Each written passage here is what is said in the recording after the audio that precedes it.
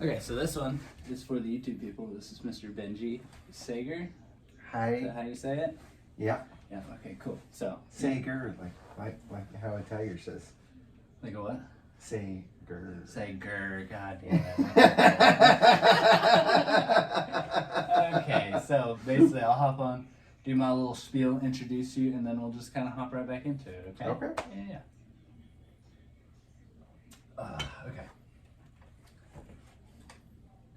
Alright, what's up everybody? This is Austin with the next iteration of the Book of Austin Life of Detours podcast. We're here with my boy, Mr. Benji Sager over here. Howdy, y'all. Yo, so that's the guy right here.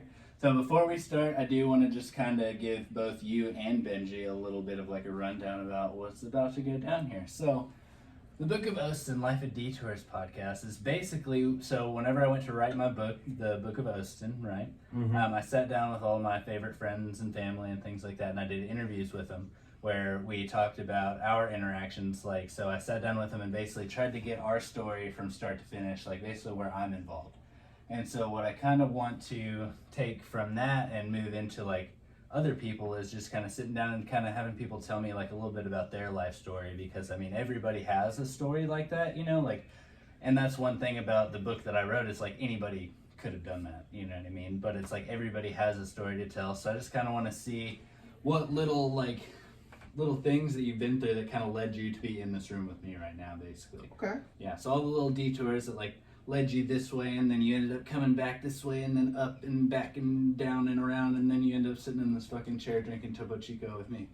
Well, you know, life is kind of what happens when you're busy making plans. So, right. Yeah. You So know. that's one thing I've always been big on is like, you can make as many plans as you want and kind of like structure things as well as you can, but just know, like, be ready for it to completely fall apart and just kind of try and keep things going in the right direction, you know, but don't be upset about like all of your plans completely falling the fuck apart, because that's just what life's all about. Exactly, because, you know, pre-pandemic, everyone had that, you know, 1 year, 2 year, 3 year, and 5 year plan. Mm-hmm. And then pandemic came in and wiped everything the fuck out. Yes, yeah. You know, Mm-hmm. I was in Seattle, Mm-hmm. you know, working 3 jobs, Yeah. you know, trying to afford rent out there. Mm-hmm. And, you know, I was having a blast. Yeah. Absolute blast. Yeah.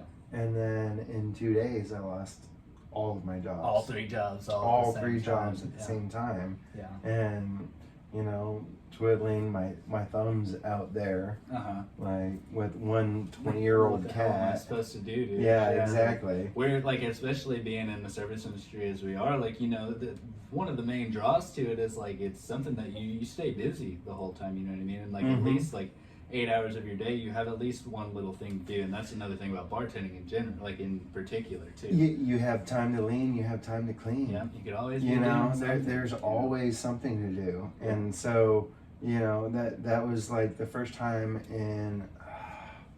How old was I when I started? Like 33. Oh, yeah. And so I had been in the industry since I was 18. Yeah. And so that was the first time to like just really stop and kind of recollect myself and Yeah. recharge the batteries. So when it first happened, did you have that like? So did you get on unemployment, or what did you? Oh do? yeah, Yeah. yeah. So I was lucky in the aspect that I had my best year to date, right the year before, you know, 2 months before everything shut down. Nice. So on paper, it was looking really good. On paper, it was looking really, really good. Mhm. I was living in Seattle, Washington, and you know, I grew up in Houston, Texas. Yeah. And brainwashed into thinking, you know what, no matter what, whether or not you get fired, whether or not you quit, you know, you do not get on unemployment. Right. Yeah. And I'd kind of been raised different because my mom was always on something. You know, it was one of those things where the industry in Houston very much is like, don't get on the dole. Yeah. Oh, okay. You know, and so I, you know, for a month, 2 months, like I felt I was doing something wrong. Yeah. You know, Mm-hmm. like But So you've been paying into this for what, 15 years before that? exactly. Yeah, so it was your money. Exactly. It was my money that I'd been paying Plus into. the extra 600, of course. You know, That's always that, a oh little yeah. plus a little bit. You know, so finally I was making a living wage. Yeah. And that was phenomenal. Mm-hmm. Yes, I wasn't actually working, which, like the inner struggles in my head, you know, the all the old bosses that nitpicking, Yeah. you know, About downtime and things downtime like that, and what are you going to do with this time? Yeah. So that's what how I was are you going to wondering, make like, this time profitable? Yeah, did you have that, like, before you got on unemployment, did you have that, like, month, like, I don't know about in Washington how hard it was to get on unemployment, but 3 here, months. Really? Yeah, mine was about a month and a half, 2 months, I think it was. Yeah. Mine was 3 months. Luckily, Pay came through. you know, I'm in the situation where push comes to shove, I can reach out to family members, and a lot of people in the pandemic that were self-supportive and really thriving in their careers. Oh, nice. Yeah. Because there were certain industries that did. Well, yeah, I was thriving even though I was working, you know, 6-7 days a week. Yeah. But you know, once everything shut down, that's kind of what the hugest generation of millennials were just like, you know what, I'm sorry, I need help. Yeah. Be it, so it was either get help or not pay rent. Right. Yeah. And I think there were some people that went down that route. You know, maybe there were people that weren't able to. You know, and I feel there was a lot of like. There were a lot of like, what do they call it? Like the people that helped with rent and things like that. There were a lot of companies that were helping out with that and whatnot. But like, dude, I mean, at that point, like, as a renter, like, what did you expect to happen? Like, what are we gonna do? Exactly. And me, you know, it was the first time I ever been on like a food bank. Yeah. Getting food delivered to my house because I couldn't afford it. Yeah. You know? That's kind of a weird. You know. It's a weird thing being able to like 1 month like go out and buy yourself oysters. Yeah. And then have to like 2 months later rely on bunch of potatoes and potatoes and whatever people donate. Yeah. So it was a huge like up topsy-turvy thing. Yeah. But you know, again, life is about the detours that you go through. Yeah. And the detours make you stronger. Yeah. And for me, I got bored with staying at home. Because yes, I was living in Washington. Right. Yes, Washington made the dispensaries essential. Right. Yeah. Which is dope. Yeah. Which is dope. Okay. You know. Let's just go ahead and say that they definitely are. And so I was having fun. Well, as much fun as like you're just like a cat, you know, just like what can I do? What else? What am I allowed to do? What else? Yeah. So I was you know, toking on the reefer and watching news and spinning myself out here and there. Because the news will spin you out. Oh yeah. Yeah. And I found out that unemployment would pay for retraining. Oh. And retraining as in whatever type of work that you wanted to do. Really? And so I found out that they would pay for welding retraining. So I went back to school and learned how to stick, MIG, TIG, weld, do cutting, kind of work on some CAD programs. And learn how to do the laser cutting. Oh, cool! Nice. Like semi-thick metal. Yeah, right. Like ½ inch or so. Yeah. You know, so I learned that process and I love it. Yeah. You know. Well, being as artsy as you are, you know, and being something that you do with your hands and you know something that you can make things out of, it kind of goes right down your alley there, you know. Exactly, because Before my foray into the whole bartending scene, I went to school in Toronto for graphic design. Nice. And I have seen some of your stuff on Instagram and stuff. It's very cool. I love it. I love working with my hands. I love creating. I love having a concept and bringing it to life. Yeah. You know, my dream is to own my own company that does, you know, custom electric vehicles for people.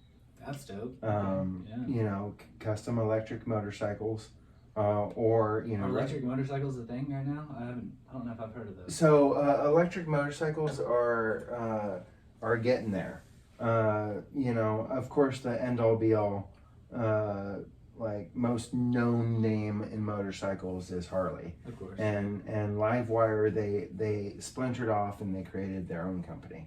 Right. And that's so from Harley Davidson. it's a Harley Davidson company, and but it is like one of the most expensive, like not bang for the buck, like vehicles out there. Me, I own a Cake Caulk Inc.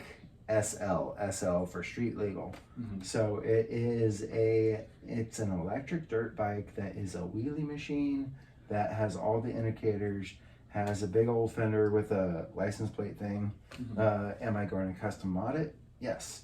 That is my goal, to kind of cut that fender, drop the license plate on in, you know, do my own little thing with it. Play with it a little bit. Yeah. But like that's kind of what I want to do, is like be that person that somebody wants their own custom vehicle that is fun. Like I don't want to do Orange County Chopper custom. Like that's what people go to for the customs. No, I don't want to do that. I want to take either, you know, production electric vehicles and customize them for customers, or because I have the welding background now. Yeah, that's what I was about to ask. Was like, is that something that kind of came frames? From there? Oh, okay, yeah. And then build the bike kind of around that. You know, ever since I've been in middle school, I've been called socialist, communist, all that type of stuff. Okay. I want to build a people's vehicle. Something affordable. You know, something affordable that people can get around. And personally, I think a motorcycle is perfect for inner city because small footprint. Small like footprint on like emissions. And then people can actually move around it. And then, you know, for people that actually need to haul something, you know, a utilitarian electric vehicle, function over form. Has always been my thing. I see, It have all the crazy bells. It has to serve a purpose. It's an A to B more kind of deal. Exactly. That what you don't need a fucking Ferrari to get to work, bro. No. No one needs a Ferrari to get to work. It's a 2-seater. You can't haul anything. No. You know. I know the Challenger before the Forerunner. I know Enzo is real, but even a Challenger, like, it's a gussied up, like, just, you know, you're prancing, you're throwing it around. Yeah, definitely. You're throwing it around. It was sexy though, dude. Very, very sexy. Yes. It's bad to the bone, bro. But you know, anytime I bring this up with a lot of gearheads or petrol heads, they're always like, but it's not the same. Electric motors are not the same. It doesn't have the same feel, smell, you know, like they are right in that aspect. But what they always bring up is like, oh, you'd never be able to produce the same power. That's bullshit. Look at the Tesla, bro. Well, okay, Tesla will blow your fucking doors off. Yes, but let's not put Tesla up on a pedestal. Tesla is a horrible company. They have been, there's a lawsuit on Tesla right now for racism in their California factories. What? One of their factories was dubbed the Plantation, and that's where they put the African American workers. Is that a fact? Is that a thing? Yeah. What? Yeah, it's a huge thing. Wow. And not to mention, like, you put that aside, which is hard to put aside. Of course, right? Yeah. But the build quality has absolutely slid down. Panels do not meet up anymore. It is not flat. The huge price hikes in the cars, it's not justifiable. Right. Yes, I know there is a chip shortage, but there's no reason why when someone pre-orders a vehicle and puts money down that you raise the price on them. And it's still, they don't get the car if they don't pay the extra? Exactly. That's a thing? Yes. Wow. I'm sorry, but that should be like a locked-in deal. No, it should be a locked-in deal. You're already paying money. You're expecting something for this amount of money. Yeah. If for some reason, because the economy is bad and they raise the prices, it means you're also taking a hit because the economy is bad. Yeah. So why the fuck are they? Elon Musk is a supervillain. What? I don't know about that, man. I feel like he's doing some good things in the world, and I think he's also probably either an alien or a robot. He's a supervillain. I said that actually earlier tonight. I don't know who I was talking to. He is closer to a 007 Bond villain. What? Yes. I know. That's an interesting stance. Okay. It's a controversial stance. Yeah. And being an electric vehicle guy, I think the public should know that there is better ways to put out vehicles. You're focusing on putting out an automatic driving system, right? Why is the beta test being done in the public when the public could get hurt? Well, has anybody been hurt? Oh yeah. Really? People have died. What? Yes. I don't know if I've heard about that. People have died because of these Teslas. I need to see some research on that. I need you to send me some articles. Okay. Yes. Okay, yeah, send me some articles on this stuff. I need to see that because I mean I thought the things were going good on that front. So the latest video I've seen was like true Tesla heads. Yeah. You know, and they totally wrote it off as like just a quirk in the system, but they were letting this brand new update, auto drive, and it clocked a bicyclist. And it focused on it, turned towards the cyclist, and went straight towards it. Had this YouTuber not had his hands where you're supposedly should have them, whether it's driving or not. Because let's face it, people that put this on this autopilot, they go right the fuck to sleep. Yeah. So had he not had his hands there, this cyclist would have been run over. Was this a recent thing, or was this whenever the beta test was going, or like is this? I don't know. I mean, it's like 2 weeks. 2 weeks recent, yeah. Well, okay, yeah. So I need to see these videos. You need to send me those. I will. And so my thing is at what point does a company get too big that they're no longer putting out a good product? That's a good question, especially with a company that big, you know, and any big company that you see nowadays, especially like, and I was just talking about it today, Walmart falling the fuck apart around itself, dude. Like, I haven't been in a good Walmart in a while, dude. Well, actually, I went to the one in South Lake, and that one's actually pretty fucking nice. I'll give them that. Yeah. Well, everything was actually stocked. I didn't talk to them mean. Well, I mean, the thing about like DFW is like, you shouldn't have to go to the rich neighborhood in town to get good service. Yes, right. And to get product. Yeah, that's sort of good, dude. The ones over here, and even the Kroger over here is just awful, dude. Like, it's absolutely insane, dude. Yeah. And that's one thing that, like, I don't know if it's just DFW or, so I'm from Arkansas, right? Like, I'm used to like the real Southern hospitality. Piggly Wigglies and all that. Well, that's Oklahoma. I don't know. Yeah, I've heard of those, but I've actually never been in one. But it's basically But I'm just used to like the real Southern hospitality, and then you get down here, and it's like it's a little bit different. It's a little bit more like short and like a little more to the point, and a lot of more like go fuck yourself. You know I'm a Houston boy. Yeah. Dallas. There's a little bit of you got to grease some palms to get anything done around here? No. It's just that kind of plastic money. Oh, okay. Yeah. You know, you can get things if you pay for it. Interesting. And if you don't pay for it, it breaks. Yeah. You know. My face. Yeah. Needless to say, You know, the 4 or 5 months I've been here since I moved down from Seattle, no qualms. Yeah. Like I have been this Houston boy that has been like, you know what, DFW ain't bad. Okay, cool. Nice. DFW ain't bad. Yeah. But you know, I definitely grew up. Heck, they made a freaking nighttime soap opera about Dallas called Dallas. Did they really? Yeah, in the 80s. And it was huge. They actually had they remade it a couple of years ago, and they actually brought back a couple of the original actors. But yeah, like in the 1980s when my parents were on their honeymoon in Europe, the news on the newspapers was like, who shot JR? Oh, really? And it wasn't JFK or no JR. JR, like one of the actors, or like as in I don't know who JR is. JR was one of the characters. Ah, okay. Like who shot JR? And it turned out like it was. Just give me like a huge spoiler there, or what's up?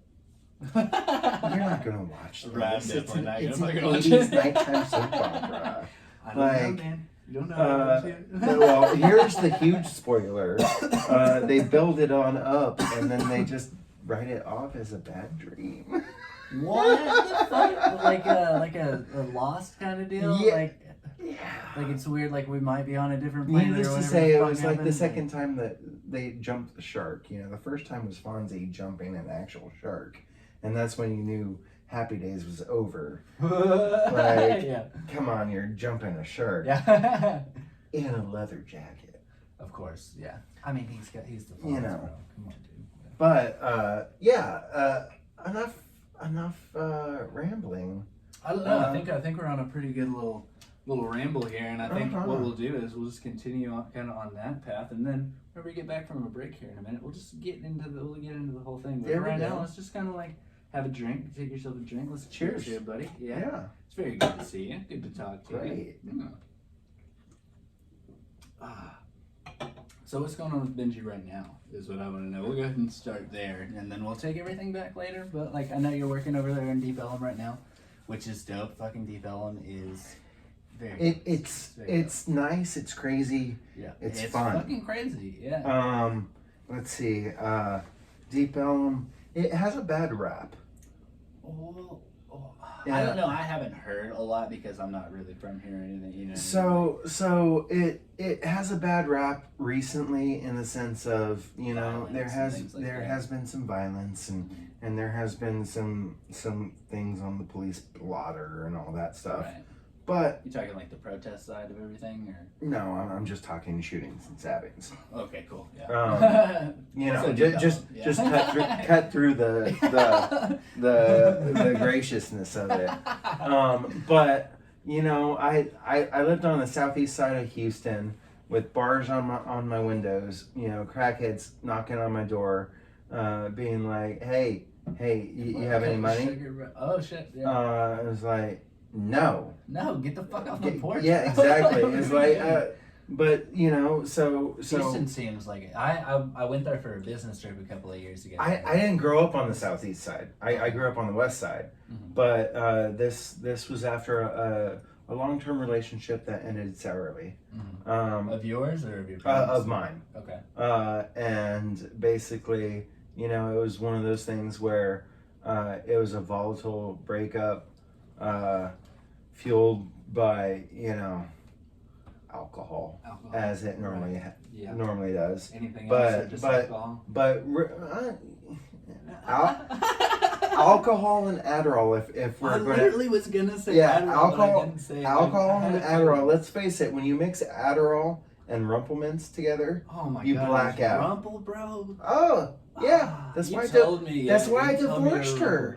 That's why I divorced Rumplemints. Yes. Oh, I thought you were talking about that girl. No, I divorced Rumplemints. So it's just 86 that bitch. 86 Rumplemints. Yes. Okay. Cool. So, you know, it was a very good relationship I helped raise her daughter from 9 to 14. He's talking about Rumble. No. I'm talking about Tiffy P. Okay. Cool. So I met Tiffy P when I was bouncing at Sherlock's on Westheimer. Mm-hmm. Sherlock's is of the Sherlock's Baker Street, Watson's pub. It was all over Texas. Yeah. There was one up here. I think I've heard of the Watson. But I was a bouncer there. We started dating, and it was a good relationship for a very long time. But it became apparent that there was no growth to be had. Now, how long? You said for a long time. How long was it? Like 5 years. Okay. Yeah. Yeah. Nice So little grip there, bud. Yeah. from 23 to 28. Yeah. And I'll admit at one point I gave up. Mm-hmm. And if after 5 years, if I am all in and I am helping raise your daughter, right, and I'm paying for half of everything, yeah, I have a say. Okay, yeah. It's my house. Yeah.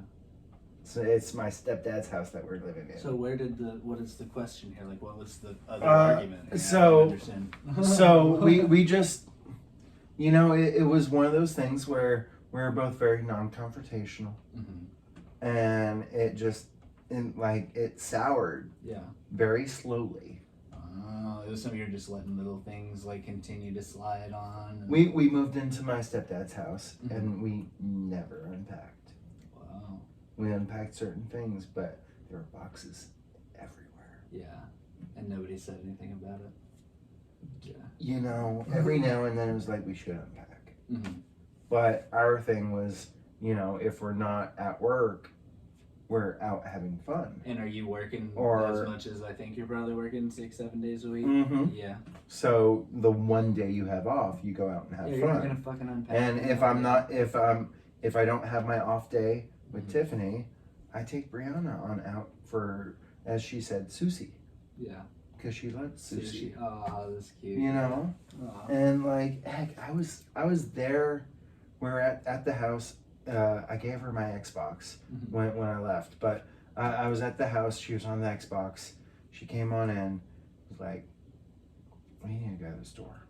I'm like, "We'll go to the store later." Yeah. She's like, "We need to go to the store." I'm like, "Why do we need to go to the store?" I need to get something. So we get to the store. And she's like, "Okay, you stay here. Sus. I need to go get something." Sus. I follow her to the aisle that scares the shit. The one with all the stuff? The one with all the stuff. Oh no. Mama is a manager at the restaurant uh-huh. that I work at. Yeah. I'm just a server. Mama is supposed to close. Her little baby is having her very first time. Ah, okay. So we get to I follow her to the aisle. I'm not being creepy or anything like that, but I just trying to figure out what the fuck's going on. I already fucking knew. Really? It was just like, I thought she was gonna hop out and walk around the back and get some. You know how my brain goes. Right, I am. Well, that's where my brain. I am calculating 1,000 different possibilities a second. Mm-hmm. I'm like, and I land on that. I'm like, oh no, not yet. Yeah. Please, not yet. So little girl's having her special time. So we get some pads. Right. Because I'm not showing her how to put a tampon in or anything like that. So we get the pads. We get home. She applies the pad. We go up to the restaurant. I let her tell her mom what's going on. Mm-hmm. Her mom doesn't even bat an eye. It's like, you're closing tonight. What? I'm like, I already knew I was closing tonight, but can you at least let me know what I have to do? A small checklist? Because I'm just a server. I'm not manager trained or anything. Yeah. So I do the numbers. I run the credit cards. What the fuck? I do everything. I figure it out. Yeah. I get woken up the next morning at like 10:30, being like, why do I see your name signed on the closing checkout? Why is it BS? BS everywhere. Yeah. You're not a manager. You're just a server. Yeah. Why didn't Tiffany?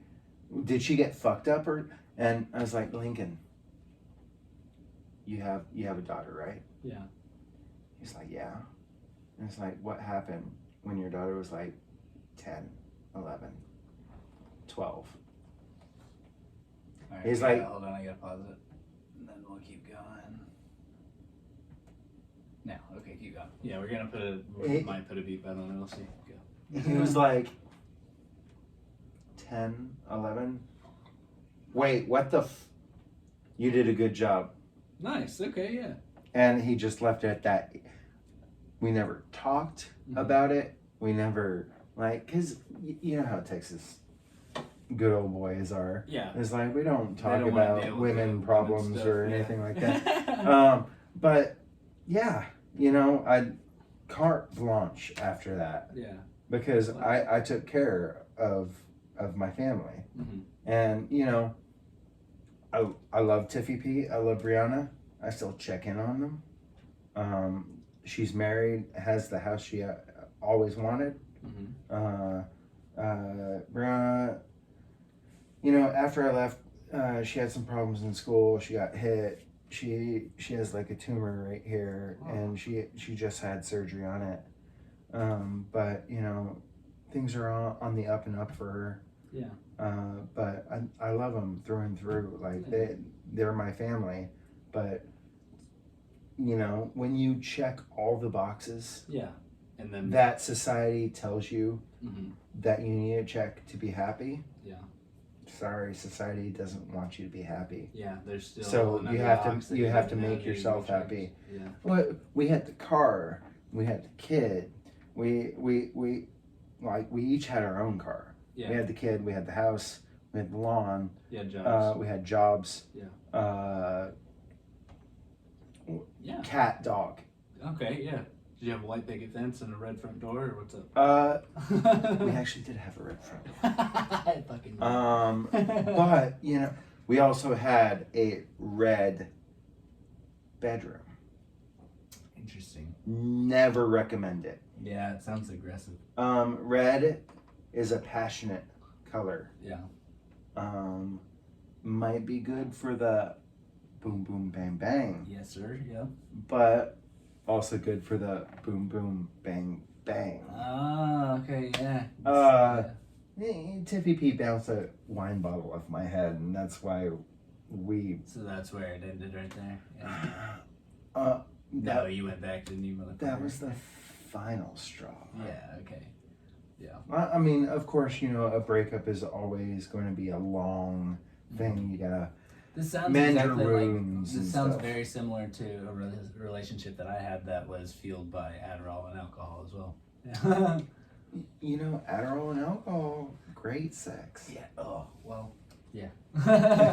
Just gonna put it. Put it out there. Just like you can go forever. Yeah. You have a little bit of motion going Like on. kind of numbed out at the same time. Kind of numbed out. You know. It's great. Yeah. But you know It's not sustainable. No. Yeah. No, it's not. No. And it gets aggressive. But yeah, so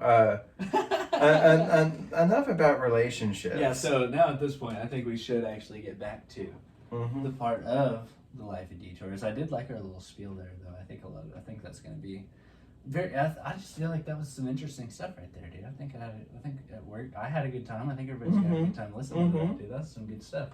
But so what I want to know is I want to find out how the fuck you ended up here. So I want you to start kind of at the beginning. So just give me like the whole rundown, dude. Like, so you're born in Houston, right? No. No. Okay. So let's Okay. just start there. So it's already a mystery, guys. Oh shit. Already a mystery. He was made in the lab.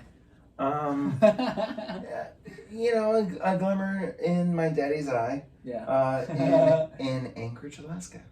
Oh right, you did. Yeah. Did So yes, right. also a lot of people we're like what 35, 40 minutes in. 35. Yeah. I'm a twin.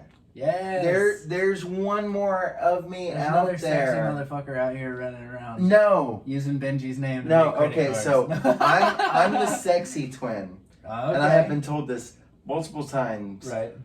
Across my entire lifetime. Nice. So I'm very sorry to my brother. What's your brother's name? Nick. Okay. Nicholas Duncan Sager. Nick, apparently you're the ugly twin. And know. Well, it just. All of it had to go one way or the other. Yeah. I'm so sorry. You just drew the short straw. So fraternal or identical? Right. I was supposed to be twin A, but he kicked me into my mom's rib cage and came out first. And so that's why I don't feel bad that I'm the sexy one, because I got the extra time. That one. I got the extra. I got the extra time in the oven, you know. Place, you know. And so we were born in Anchorage, and my dad worked for BP as an oil accountant, and he got transferred to Gulf of Mexico production. Right. Which so not on the roughneck side of it, more on the money side of it, kind of deal. Yeah, numbers and spreadsheets. Right. I grew up on Excel. Yeah. I love Excel. Oh. Yeah. Like it's a weird fascination for me. And so I grew up in Houston on the west side of town. Middle class, because my dad was an accountant. And BP is based in Houston, I want to say. Is that right? They're based in London, British Petroleum. Oh, okay, right. That's what that stands for. Yeah. I never knew that. Yeah, and so they're based in London, but they actually have a lot of, I don't know if they have them anymore, but they used to have a lot of actually service stations in the South, not Texas, right? But in the South. Okay. And because I know that's what Dallas was yellow and green, and so the little flower thing. Right? Exactly. Yeah. And we got moved down, and so I grew up on the west side of Houston, and my parents were great in the fact that they could care less whether or not the house was good. We moved into a good house. Yeah. Not saying the house was bad. I mean, they're relatively but they focused on schools. Yeah. For me, my twin brother and I. Yeah. And are you the only children? Only children. Right. I mean, you fucking banged out that one time. You're good. Yeah. My mom had endometriosis, and that's where the female period is excruciatingly painful. Like she would miss, like in high school, she missed a week every month, and for work, she had to take that time off. Wow. And so my parents finally were trying for a kid, and they settled on, look, we're gonna have one, and then you're gonna have the hysterectomy. And so when back in the day, it wasn't automatic that you had a sonogram, or an ultrasound, and their insurance or their doctor, their baby doctor. I don't know I forget that term, but their baby. You should know. You should know. Well, we actually didn't see really a doctor. Like we did the birthing center route. Okay. Yeah. Good. So we had a midwife for that. Nice. Yeah, which was dope, dude. I definitely recommend that to anybody. There we go. Yeah. So during the ultrasound, the ultrasound tech is like, and here's the first head, and here's the second head. Yeah, slightly bigger because it's Benji's. And my dad gets like half an inch away from his face and says, what the fuck do you mean 2 heads? Because, wasn't prepared for that. Yeah. Any father first assumes. Can't imagine if they would have told me that, dude. First assumes 2-headed baby. Oh no! Okay, yeah. And then split second. Yeah. oil accountant. Yeah. Twins. Yeah. He is crunching numbers. Yeah. He is like, oh my God, My budget just I am going broke. Yeah. I'm going to have to send them to college. Yeah. They might be Ivy Leaguers. Right. Yeah. And my brother did like fake Ivy League Was called he USC. Nice. Okay, right. University of Spoiled Children. Ooh. Wait, did he actually go to USC? Oh yeah. Oh, okay, cool. Yeah. Yeah, he graduated. Random college And he graduated with a film production degree major, and a video game design and management minor. And right now he's living in Portland, Oregon. He's trying to get on his feet. But he's never really done anything with the video game or his degree in general. That's a hard one to break into. You gotta stay in LA if you want to break out in the video industry, and he didn't. So he hopped over to Portland, which is nothing. Oh no, he hopped over everywhere. Oh, okay. There's something about us that we hop places. Yeah, I could see that. Yeah. You're a wanderer, aren't you? Yeah. Huge wanderer. Yeah. So you're in Anchorage. Yeah. So we're in Anchorage, and then 2 years old, move into the house I grew up in Houston, on the west side of town. Am there for 16 years, 15 years. I'd say 30 years until my mom. Oh, right. My mom sold it. But we were there, grew up on the west side of town. It was great. Gifted and talented students. Right. My mom had a job before having us, owned her own interior design company. Nice. Sold it when she found out she was pregnant. And then focused on raising us and teaching us what our teachers were missing. Yeah. Which is great. We primarily focused on road trips as kids, and on the very first road trip, we randomly stopped at White Sands.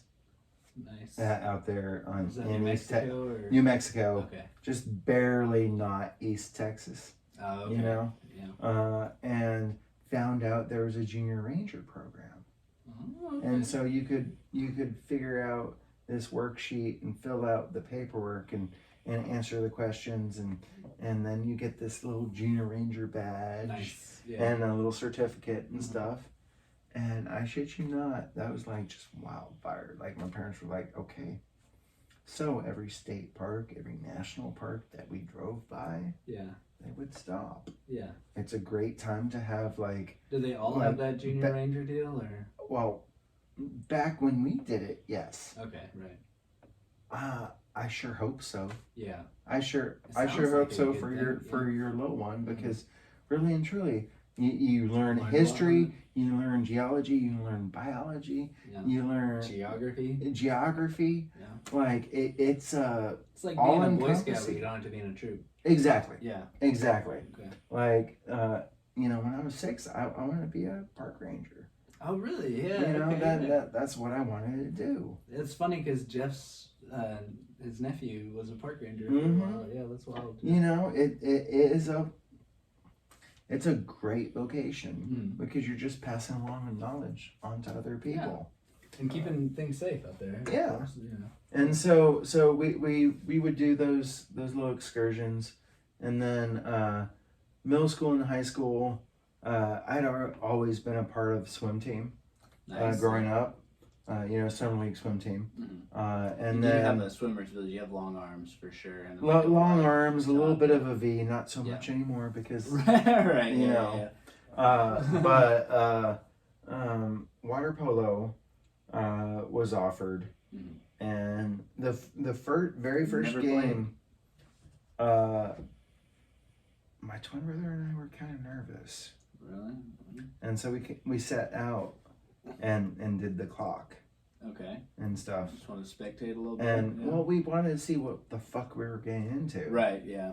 And the second game we played, and my mom tells this story and says, at first they were like, "Oh my God, what the hell? They're grabbing me." Yeah. And then it's like, "Oh my God, they're grabbing me." And it's like, "Oh my God." Like, it went from... water polo aggressive? Yes. I've never seen... Okay, I've so... literally never seen it. I have no idea what... I've been fish hooked in the eye socket, and that was actually by one of my best friends, Lee Bird. Is it like water Shout out rugby? to Lee Bird. Yeah, Lee Bird. At Lee Bird.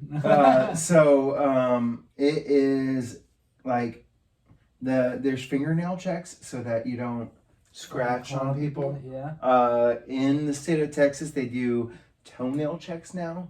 Because under the water. Because fuck y'all, Clear Lake. Clear Lake's coach taught them how to cut their toenails into points. Oh, nice. And we notified the refs. Yeah. And now they check toenails. Oh. That's like in soccer. I played soccer as a kid. Yeah, go up there and hit the fucking right on the top of their shin guard and rip that bitch down and cut them all to pieces. Yeah. Yeah, and I dislocated the shoulder 3 times. The third time, a Hungarian exchange student. Sounds fucking huge. Yeah. Like he went to this school strictly for water polo. Oh wow, yeah. Like across the world. Did you have a good team? Not our team, somebody else's team. And he saw before the game that I was icing my shoulder. So 10 seconds into the game, he grabs my wrist and kicks into my shoulder as hard as he can, dislocating it. Yeah. A third time. A third time in how long? A couple of weeks, probably. Yeah, he got kicked out of the tournament for that. Like it probably doesn't play It was a clear. Now. It was No. He played for the Hungarian youth team. Oh, okay, yeah. So playing dirty pays off sometimes, guys. Yeah, it does. Yeah. It does. So I had a lucrative career as a water polo player in high school. Are the positions kind of the same as soccer, or is it more rugby, or what's... I had no fucking idea what you're talking about. Kind of like soccer, kind of like rugby, and kind of like basketball. Okay. It's weird. So there's the strong man that goes in the center. Center, right? So it's called 2 meter man because he's set up at the 2 meter mark. If you go inside the 2 meter mark and you get past the ball, it's a turnover because you're too close to the goal. Okay. And then so he's basically the goalie kind of deal. No, but there is a goalie. Okay. Right. And then there's the 2 meter man and 2D, which is 2 meter defense. And then you have your wings, your guards, and your point guard. Okay. So it's So that is kind of like soccer. What is it? 9 men or 7? 1, 2, 3, 4, 5, 6, 7. 7. Okay. Yeah. Yeah. And so basically, you're dropping it into the 2 meter man, and he's either going to go for a quick shot or for the foul. And then once you get fouled, you get a free pass, and the guards drive down or crisscross. And then you're looking for the open man. And what kind of ball are we talking about? It's like a lot of people think it looks like a volleyball, and it does look like a volleyball, but massive amounts of grip. Nice. Okay. Yeah. So is it heavier? Heavier, yes, but grippy. Nice. And you can skip it off the water. Oh, cool. Right. Yeah. So this is not PC. Okay. But there was one time we were warming up, and my twin brother's was the goalie. And I was the 2 meter man, point man, jack of all trades, scorer wherever. Yeah. And I was warming up, and I decided he told all of us, it's like, I'm warming up, no skip shots. I'm warming up. And I'm like, you're warming up as a goalie. You need to warm up all. So I skip shot him. I wasn't planning this, but we later called it the JFK. Right, okay. So I skipped it right in front of him. bounced over his shoulder, hit the crossbar. Into the back of his head. Nice. Hit him in the back of the head. Win the goal. Nice. So you got a twofer. You got to smoke your brother and win a goal. So allegedly. He also loves to tell the story that he was the goalie freshman, sophomore, and junior year, and then we needed more people out in the field, and so I got him. We got him back in the field. Yeah. Well, very first day of practice, coach paired me up with him and show him the ropes. Yeah. 20 minutes in, he's having to get out of the water. Goes to the hospital. What? Gets fucking 5 stitches because I elbowed him in the face. Oh my gosh, nice, yeah. It's a rough sport. Sorry, it's a rough sport. Yeah. You spent 3 years protected. Yeah. I spent 3 years hardened. Yeah. Getting your fucking shoulder dislocated, fucking lip busted, and fucking toenails. If you're going to get up on me, at least I know how to pull it so it's only 5 stitches and not 10. Not a broken jaw and loss of teeth, maybe. Mm-hmm. Yeah. And it's your brother, you know. You can yeah, I do love him to death. We're not on speaking terms right now. But you know, it's one of those things where like that sometimes. Yeah. And, you know, it's a life of detours, and you never know how long you have to stay at the rest stop. Yeah. There you go. I'll drink to that. Oh, if I had a fucking beer, look at me. Let's pause it. Okay, yeah. I gotta pee. Take, you gotta pee. Uh-huh. Okay, well, we're gonna go pee. We're gonna take a little break here. Bye, guys. Okay, cool. We're gonna go pee. You guys just kind of sit tight. I'm gonna pee right here. No, I'm just kidding. You wanna go first? Go ahead. No, you first. Okay, cool. I was holding it.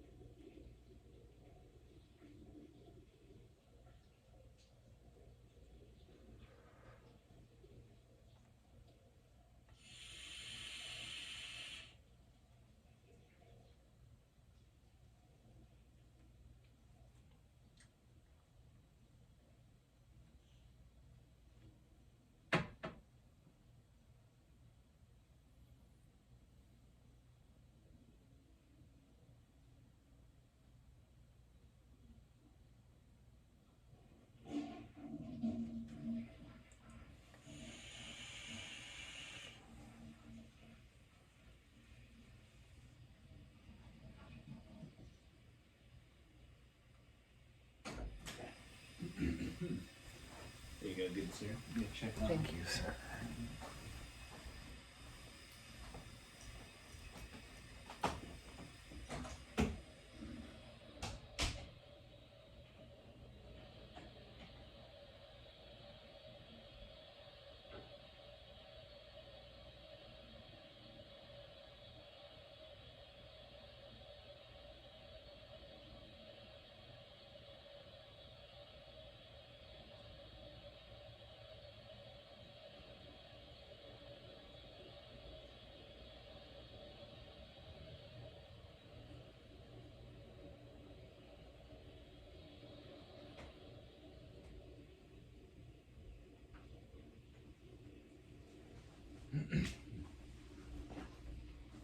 Oh, look at that puppy dog over there, dude. Okay.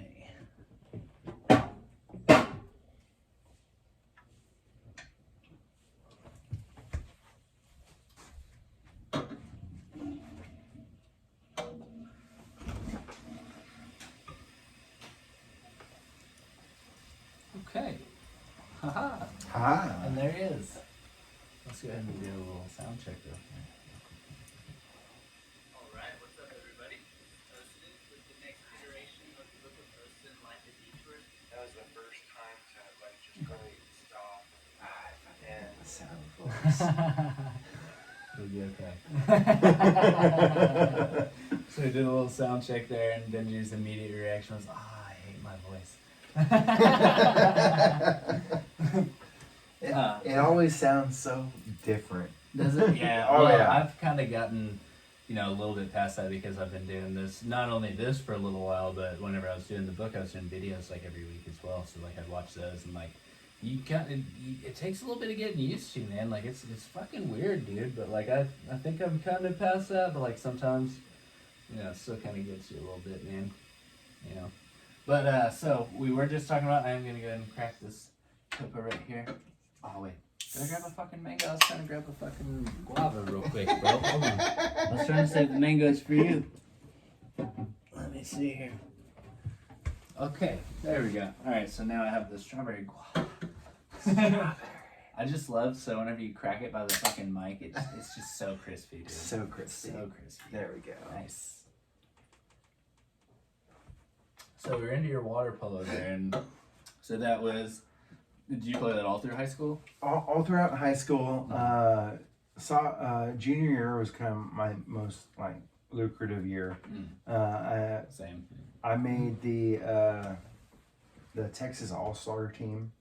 All-Slaughter team? All-Star team. Oh, okay. I was like, what the fuck? And I got to play in the, it's basically the MVPs from all the teams in Texas. And you get to go out to Austin and go play in the All-Star game. With all the other best players in the fucking state? Only person to score a hat trick.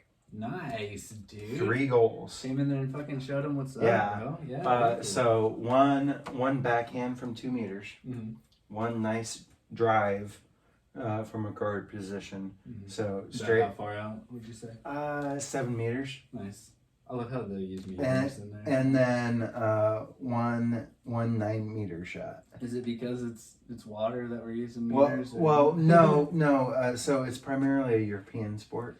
Right. Okay. So that makes sense. And we're like one of the only countries that use feet. What is this system called? It's not the metric system. It's the. It's the standard system. Standard system. Okay. Yeah. That's what I was thinking. And so the third goal was just a straight up. I got fouled outside, and I caught the goalie.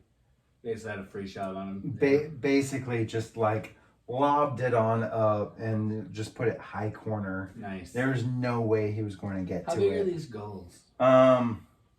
Like so a lot of goalies have that long wingspan, like a good like 3 feet on me. But majority cannot touch both sides. Okay, so I'm thinking so I played soccer. So what I'm thinking of is like a U, like U10. So think soccer, flood the field. Right. Yeah. That's water polo. Well, for goal size, I'm thinking of like the 10-year-old kind of age where the goal, because we used to play on the younger fields whenever we were playing with the older guys because so the goal size is definitely more high school goal size for soccer. Water polo, like it really is one of those things where if you're touching this goal post, you're never gonna make it to the other side. No one Yeah. will ever make it to the other side. Okay, so a little bigger than I'm thinking. Yes. Okay, yeah. Cool. Well, that adds a little bit of fucking. So I made the All-Star team for Texas. I made the youth regional team for Southwest, and then they flew me out to La Jolla to try out for the youth national water polo team. And that's going to like Junior Olympics. I was about to say across the world. Team, or? Yeah, and if you make the youth national water polo team, you're almost a shoo-in for the national water polo team.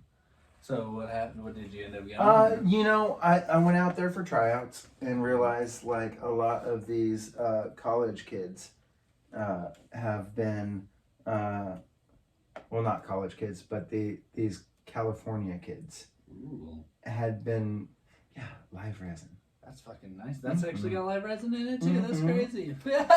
so crazy. It's legal in Texas. The California kids had been playing since they were 3. and I had only been playing water polo since I was 14. So right, yeah. I went out there and saw it as a learning experience. Yeah. I was out there to learn new tips, new tricks, and this was when you were playing with the junior Olympic team. Yeah. So yeah, because you're going into your senior year now, so you're like, I'm gonna get as good as I can. Exactly. Yeah. And my senior year, we made it to state for the very first time. My team. Yeah. And so that was like, you know, the little feather in my cap. That little fucker rips, by the way. Uh-huh. Yeah, dude. That's amazing. And it's so like unassuming. Like I hit it. It's the same. Like Logan, he works at the smoke shop. He brought one home earlier. It wasn't Delta 8 or live resin. It was something else. It was like, I think he said like GHB or something like that. But he fucking handed it to me. GHB. You know what GHB is? I'm thinking of something else. Yeah, that's my bad. That's something else. It was an acronym. I think it's like GHB or something. Yeah. Actually, what's funny is, you know, the Fridays right by the boomer tracks that I work at. I went over there one day, and we were sitting there, and I was talking to the bartender, and he's fucking sweating his dick off, dude. And he was talking about how he sells like Adderall, he sells GHB, he sells all this stuff, and like, is it GHB that's like Molly but you black out after a while? Is GHB is the roofie drug. Okay, I think that might be what I'm That's what thinking you of, slip into somebody's But he was basically drink. saying like, if you take it in certain doses, and it's like a fucking badass party drug, you know what I mean? Like, you can just do it all day.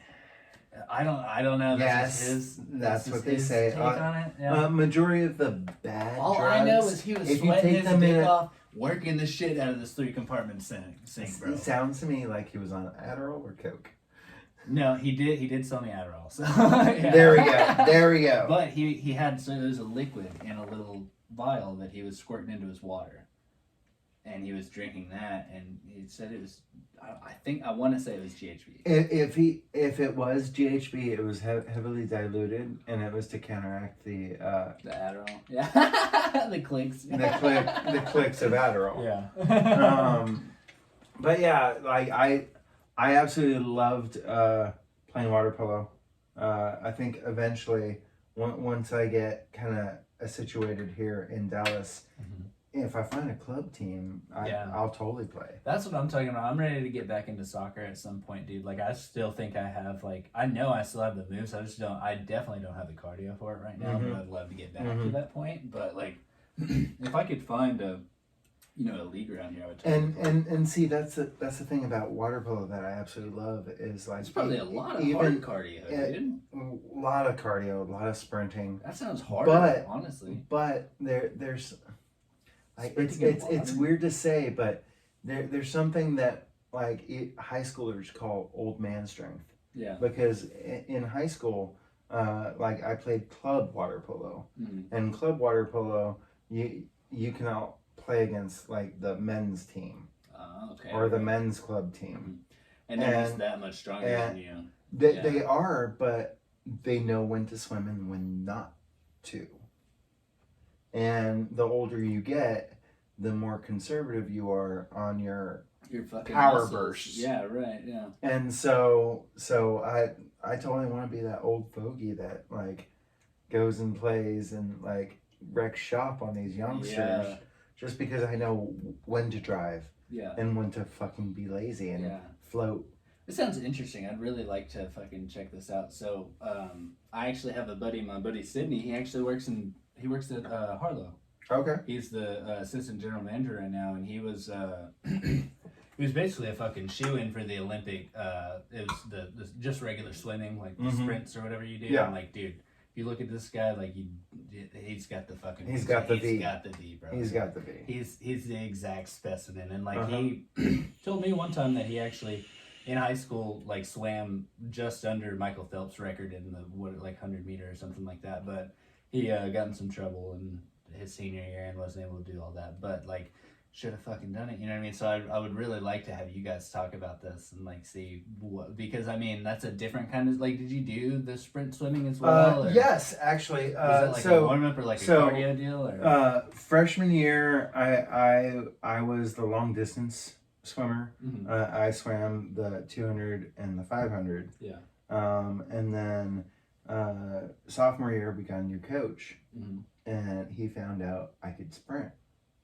And so I got taken off those long distance and put on the 50 and the Were you the 100. best at the long distance though? Yeah. Yeah. Because I would never negative split. I have this weird control where I just stop caring about what's going on with my body and I just do it. You get that like zen kind of like It's like that runner's high but this swim. Like I would negative split my 500s. Which a negative split.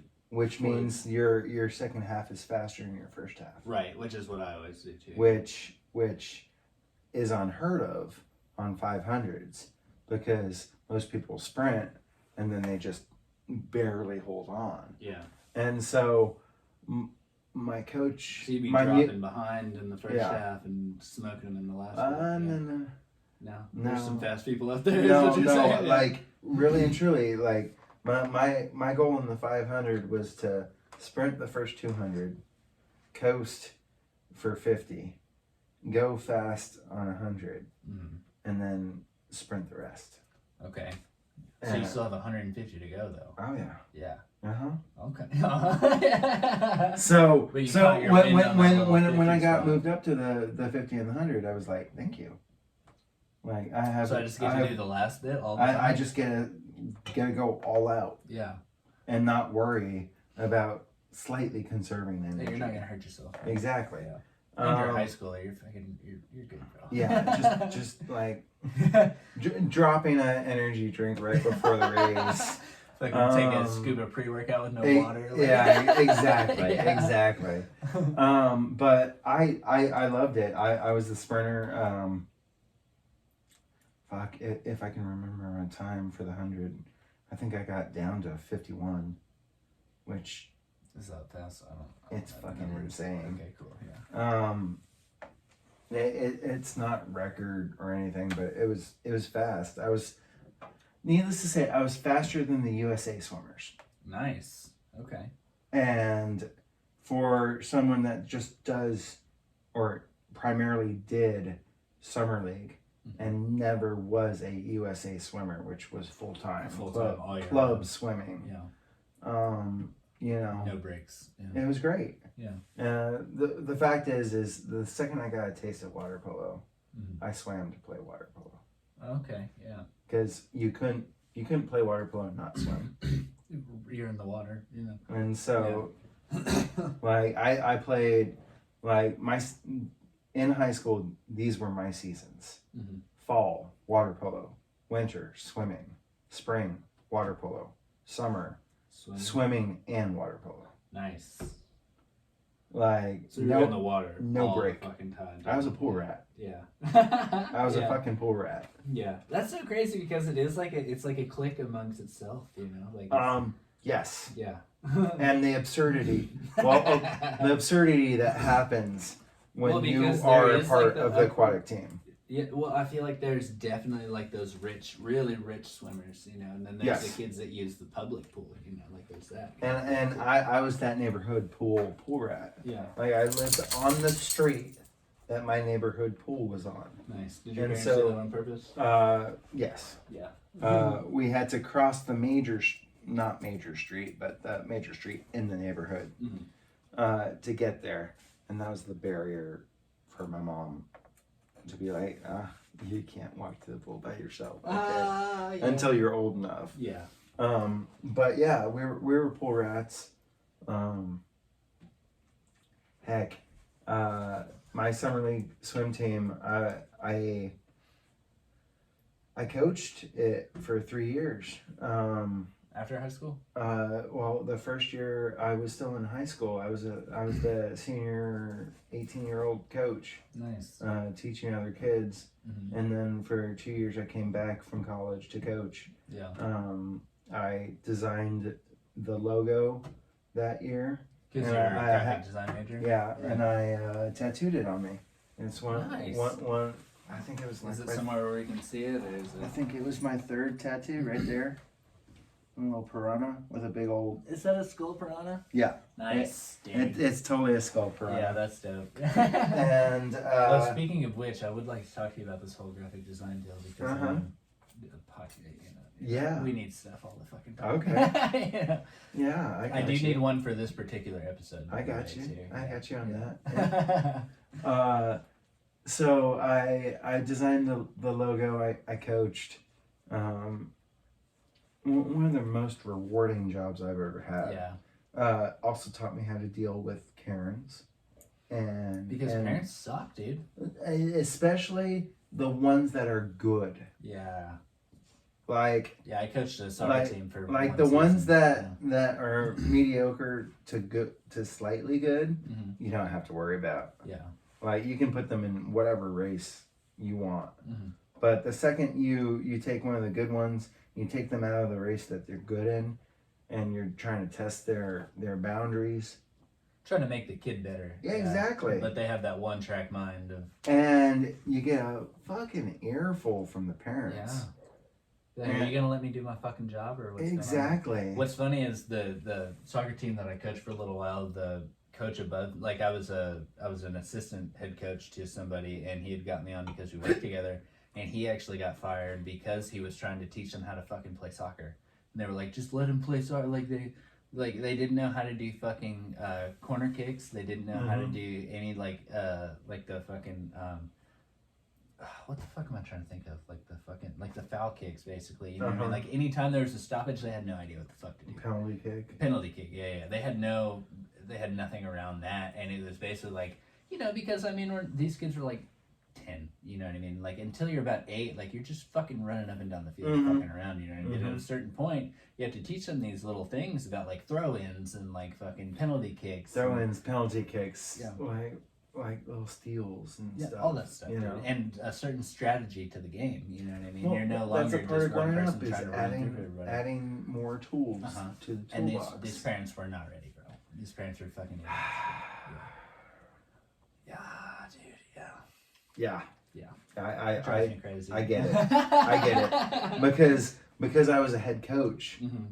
You got the whole front. Yeah. See, I never actually. Yeah. So the first year I was an assistant coach. The next 2 years I was a head coach, mm-hmm. and I followed under like my not nemesis but my rival on the team. Mm-hmm. Like he was always just a little bit faster than me, but he was also 2 years older than me. Oh right, yeah. So mm-hmm. it was one of those things where we always swam exactly the same race. Yeah. I always almost beat him. I for half a second forgot we were talking about water polo and you said swim and I was like, oh okay, right. Yeah. Yeah. Well, no. We're swimming. Yeah. Right. Yeah. And Tommy LeBlanc is his name. Like Matt's younger brother. Huh? Matt's younger brother. Who's Matt LeBlanc? Matt LeBlanc. From Full House. Oh, okay. Uncle no, Joey? No, from Friends. Oh, from Friends. That's who Uncle... it is. Yes, it's Joey still though, but I know. That's John Stamos. God damn, it is John. That's Stamos. John Stamos. Yeah, is he the guy? Somebody told me he has a weird belly button. Is that him? Potentially, allegedly. But yeah. Tommy LeBlanc. And oh man, like the things that swimmers get into, especially like in championship time. Yeah. Like, you talking like party deal or what are we talking about here? Well, it was customary for the older kids to always go wrap the coach's house before championships. Some little hijinks here and there. Yeah. So what age group are you dealing with here? So you're like older kids. We say basically 13 to 18. Okay. So it's a little bit of a bigger range. Is what you're dealing yeah, with. basically. Yeah. And so when Tommy was head coach, my words, not his. So when Tommy was head coach, my twin brother and I had acquired a city of Houston sawhorse, like construction sawhorse, right, with the blinker on it. Nice. So we acquired, he says. Yeah, we acquired it. Yes. Allegedly. Legally. Legally? Question mark? So, my senior year, me being a coach, I know that Tommy knows that we're going to wrap his house. Tommy knows that I know. Were you the guy wrapping people's houses right before that? Oh yeah, I was the troublemaker. Okay, nice. So you had to keep the tradition alive. Exactly. Though, bro. Yeah, that's how I was in high school. Because it was the head coach, but also I was an assistant coach. It was like one of those things. Is like, hey, buddy, this is going to happen. Yeah. And he's like, no, it's not going to happen. And I'm like, Yeah. We're not breaking this tradition. It's going to happen. Yeah. So I put the sawhorse in front of the front door. So he couldn't get out of his house?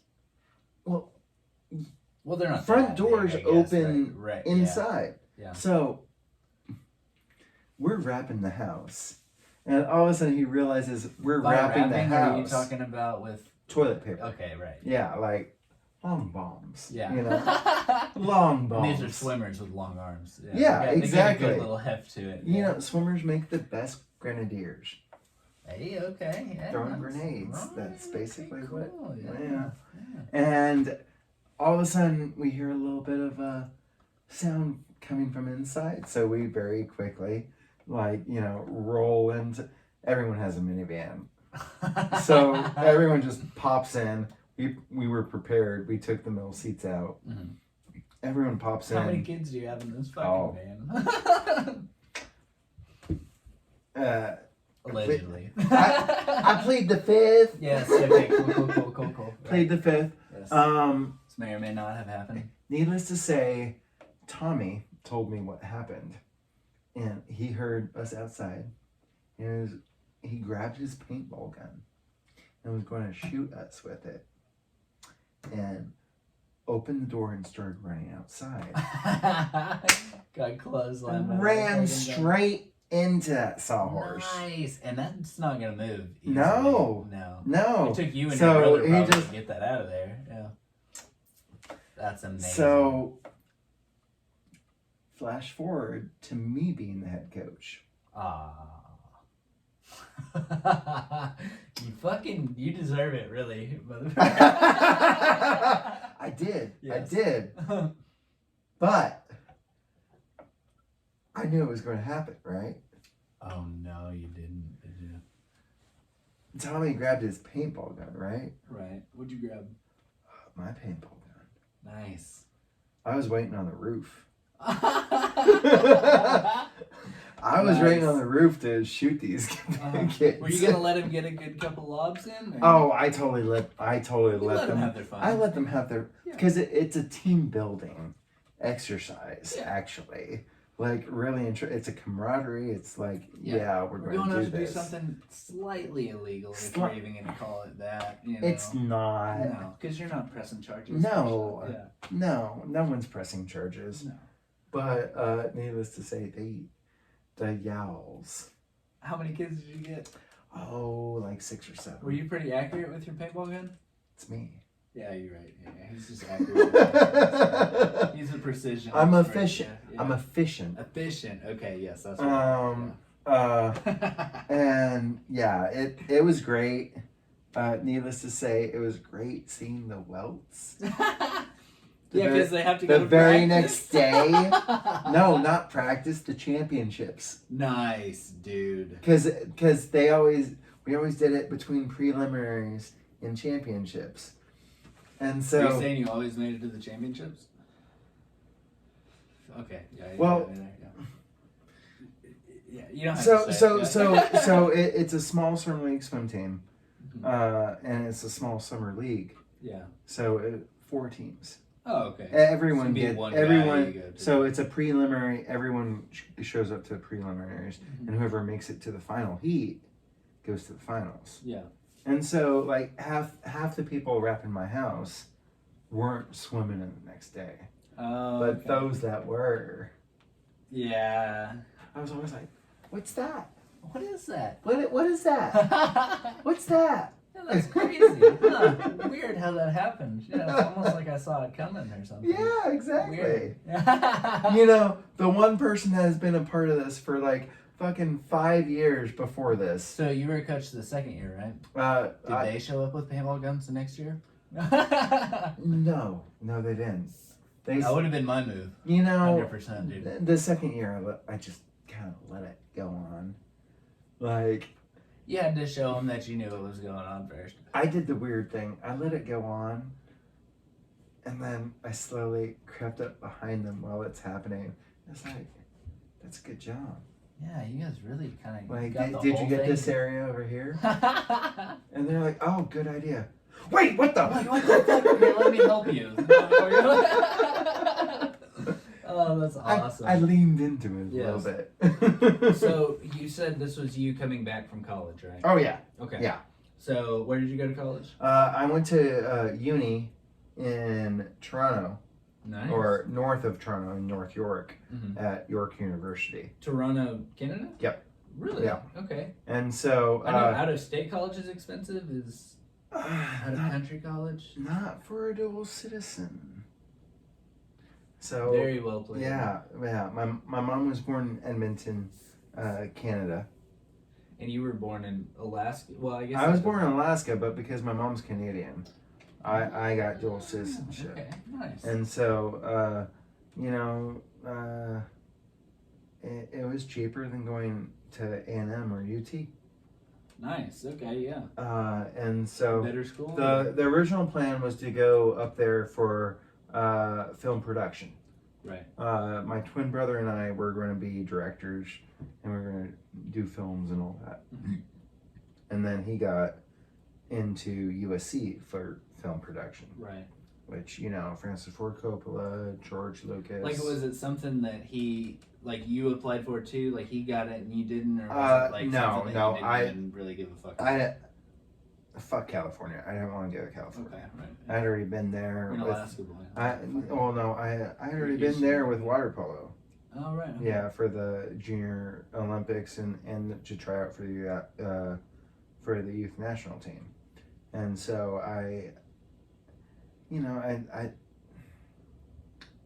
nothing wrong to Californians or anything, just not my cup of tea. Yes, same. Yeah. Still haven't even been living someplace where you have to truck in water.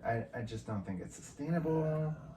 You know. And that's what I'm about. Sustainability. So you know, I jumped ship on the film production because I, on a whim, applied for the graphic design program. Nice. Because if he's going to apply to USC for film, I'll apply for graphic design. Yeah. So I got in for film production and graphic design. Nice. So I went the graphic design route. Absolutely love graphic design. Seem pretty good at it from what I've seen. You know, I'm okay at it. Yeah. Well, I mean, any art is art, I'm humbled. I am definitely my own hardest critic. Yeah. If I do something and I wait like 6 months to a year and go back in anymore. No, I go back and I look at it and it's like, this is fucking on point. Oh, nice. But but up until the 6 month mark, you'll fuck with it. I do the same thing. You'll sit there and like nitpick it, won't you? Mm-hmm. Yeah, I definitely do that same thing. So I do love the graphic design. Luckily, during these fucking topos just go down like way too easy. Mm-hmm. It's good though. They're only 4.7%. Not getting too crazy. We're not doing math right now. 4.7 times 5. No. So during the pandemic, one of my old bar directors decided to start his own cocktail mixer company. Right. And I told him, it's like, hey, look, we both had the same boss. We need to get you away from him. Okay. Wait, so this is when you're working at... This is when I'm in Seattle. Yeah, okay, yeah. I took a little jump there. I was trying to get... Yeah, sorry, y'all. Yeah. This is how the ADD brain goes on. This is what I'm here for, yeah. Needless to say, I'm going to school for graphic design I never finish school. Same. My dad's health kind of went down the tubes also. You know, I just wasn't doing the work. Yeah. And so I came back to Texas. Right. Once graphic design picks up for me again, the smartest thing I ever did at the start of the pandemic was buy an iPad Pro. Nice. With a pencil. Nice. I knew I was going to be bored out of my fucking mind. Mm-hmm. I'm probably about to sell my iPad, dude. I knew I wasn't going to... You need a new iPad? Okay, yeah. Cool. I knew I wasn't going to go anywhere because I was living in Seattle. Everything's shut down. I went for long walks for a long time, but with everything shut down and having no public restrooms in Seattle. What? No public restrooms in Seattle.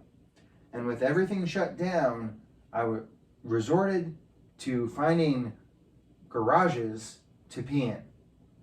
Couldn't just pee on the street? There's nobody out there. I mean, you could, but I was trying my hardest not to get picked up by the fucking cops. Right, okay. Because also, remember, pandemic, Seattle, cops, bad news. Yeah, because they were doing like riots and shit. Yeah. They were looking to bust skulls. Yeah. They were looking to bust skulls. Oh, wait, what the fuck happened here? How far are we in? Let me see. I think it just clicked off. I think I caught it whenever it clicked off. I just want to make sure. Let me check the time here. It takes a second to... I ramble a lot. I'm just wondering if I stopped it whenever I needed to, or if that was... Let me see where this one stopped. Hold on.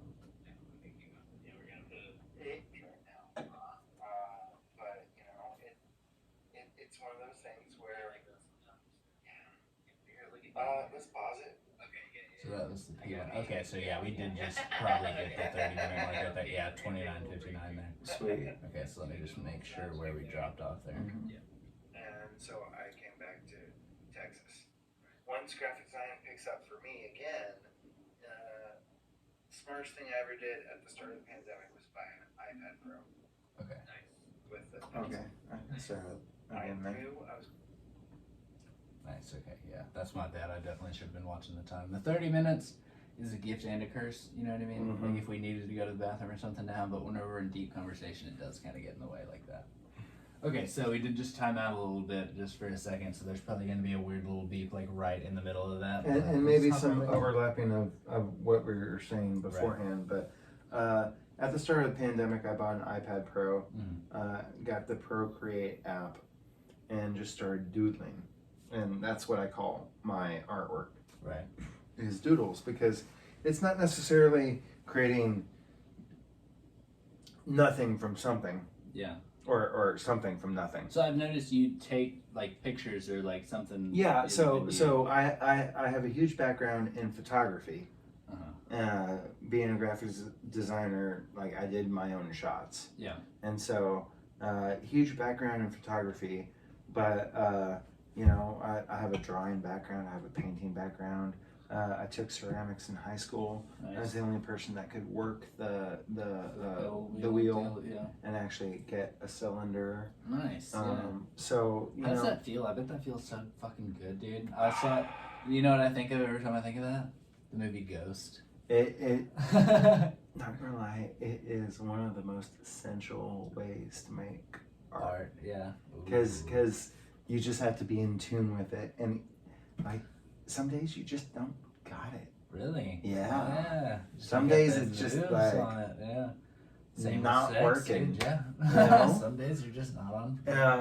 And so I started doodling, and so I'll load up the photos into the app Procreate, and like I'll use a exterior app to run it through filters. Yeah. And then I'll put 4 or 5 different photos of the same photo, run through different filters into the app, and then I'll combine them in several different ways, and it changes the way it looks. Yeah. And then after I do that, I'll add even more filters on top. slash my own doodles slash I have a thing for Hanna-Barbera characters and old school, very two-dimensional cartoons. Yeah. And so I love putting in like 2 or 3 animated characters into the scene. Nice. Like looking at the camera or whatever, and it just adds like that. I don't know. It adds a dimension of like, it almost adds a third dimension to it whenever you have exactly different perspectives added in yeah. like that. Yeah. And then on top of it, there it's always got this slightly pulpy paper filter on top, so it definitely it's like a grainy kind of texture to it. It like your screen looks like comic, an old feel like, yeah. And so that's my kind of style is just grabbing a lot of different medias and throwing them together with whatever I like. Yeah. And then just doing something with what comes out. Yeah. And as vibrant as possible. Yeah. Without losing meaning. Right on. Yeah. Nice. Yeah, I was looking at your Instagram earlier, and it's very aesthetic. Like it has a certain like, I've read things about like how to make your social media better and things like that, and it's like having a certain like vignette to it. You know what I mean? Like a certain color pattern that kind of goes through, and I feel like yours was. I want to say it's almost accidental, but it's because of the process that you're doing. They come out. It's the process, and then just like my specific likes at the moment in time. Yeah. Primarily. Right now, I'm very big into bright neons, bright colors, anything like Miami Vice. Yeah. Like pink neon. Yes. Yeah. Yes. Absolutely love it. But it like lately, I've come up with a little bit of a doodler's block. Really? I've been working a lot. I caught Lorona. He did do that. You know. Yeah, he caught a bad case of it actually. Yeah, he caught no. I wasn't hospitalized or anything. Right. Well, you had odd complications. Yeah, the ones that you don't. The long-term tinnitus, the ringing in the ears, it's still there. Oh wow. But some days are better than most, and that kind of is just life in general. Some days are better than most. Yeah. And sometime writer's block and doodler's block, it happens. Yeah. It's funny to hear you say doodler's block because before I started writing, well, I still wrote, you know what I mean? But like, I have a lot of like just little doodles that I would do. And like, so what I would do is like, I would start out and like, I would just take the piece of paper and I would just fucking like do a squiggle of some sort. And then I would make something out of that. And then sometimes you just do a fucking squiggle and you're like, nothing's coming out of that. You know what I mean? Like, it's just fucking bullshit. And then like sometimes you do that for like a whole day. You're just like, there's nothing coming out right now. And majority of my artwork I do not like until it's at least a year old. Mm-hmm. Like I don't know what it is, but I'm just my worst critic. I'm trying to see if I have my doodles for you to see. I'd like to show them to you if I have them. Yeah, keep talking. Yeah, it's one of those things where you're just your worst critic, and I've come across things that I've done and I forgot that I did them, and I'm like, when the fuck did I pick this up? That's actually dope, dude. Yeah. Oh, that's mine. Yeah. What the hell? Like I used to draw animated spray cans because Nice. I was a stencilist / graffiti artist in Toronto. I'm sure you guys can hear these fucking crispy pieces of paper in here. These are my That's old, great. I used to just write like on paper. I never used to type anything. Yeah. Is that Bilbo Baggins and no, that is fucking that's Samwise Gamgee taking on G-Log. You're gonna say no. At least I got a Hobbit right. You did. Know? Yes. Okay. Yeah. I almost put on the Hobbit over there just for something kind of in the background there. But it was more for me than anything, and I was like, I don't know, Benji might not be. I almost put on Star Wars because I was like, he might be more of a Star Wars guy. I am definitely more of a Star Wars person than Lord of the Rings. Okay, so but I grew up on. I did always love doing knives. Yes. Knives and swords were my shit, dude. Yes. And I liked people also for some reason. Like, yeah, like the faces aren't great, but I mean, I could get like a good body texture kind of deal going on, you know. You know, that's perfect caricature. Yeah, there you go. I don't even know if that is a person. Just rando. Yeah. Okay, cool. Nice. I like that. Yeah. Swords were always my absolute favorite. Ooh, yeah, there you go. That's good texture. It's a little something. Yeah, that's pencil right there, dude. Yeah, you can get a lot of good things out of that. That was a side view I did of my ex one time. I was just kind of. That's a good profile. Never feeling it. Yeah. She's a little ball thing right there. Yeah, I didn't quite finish it. You know. Let me see what this guy is right here. Hold on. What do we got here? Ooh, that was the start of a badass sword. I just never finished it, dude. That's a good hilt. Ooh, yeah.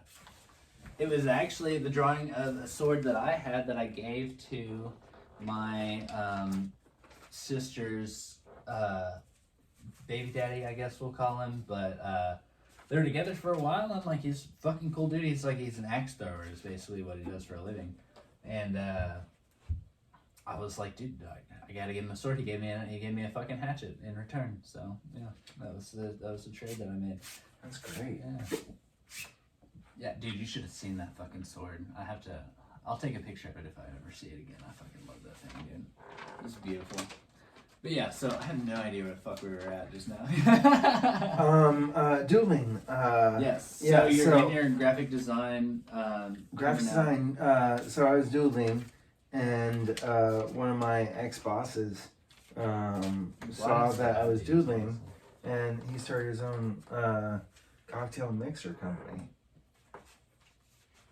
And so we both had the same boss, and we both, needless to say, are not really fond of this boss.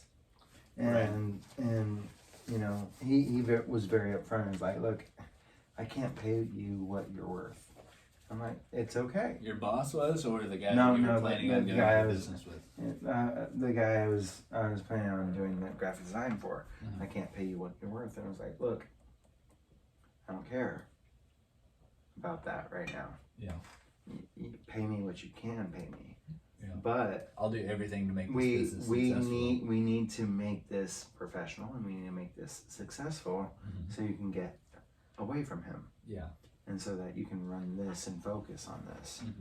And later pay you would be cool too. You know. Yeah. Right. That's neither here nor there.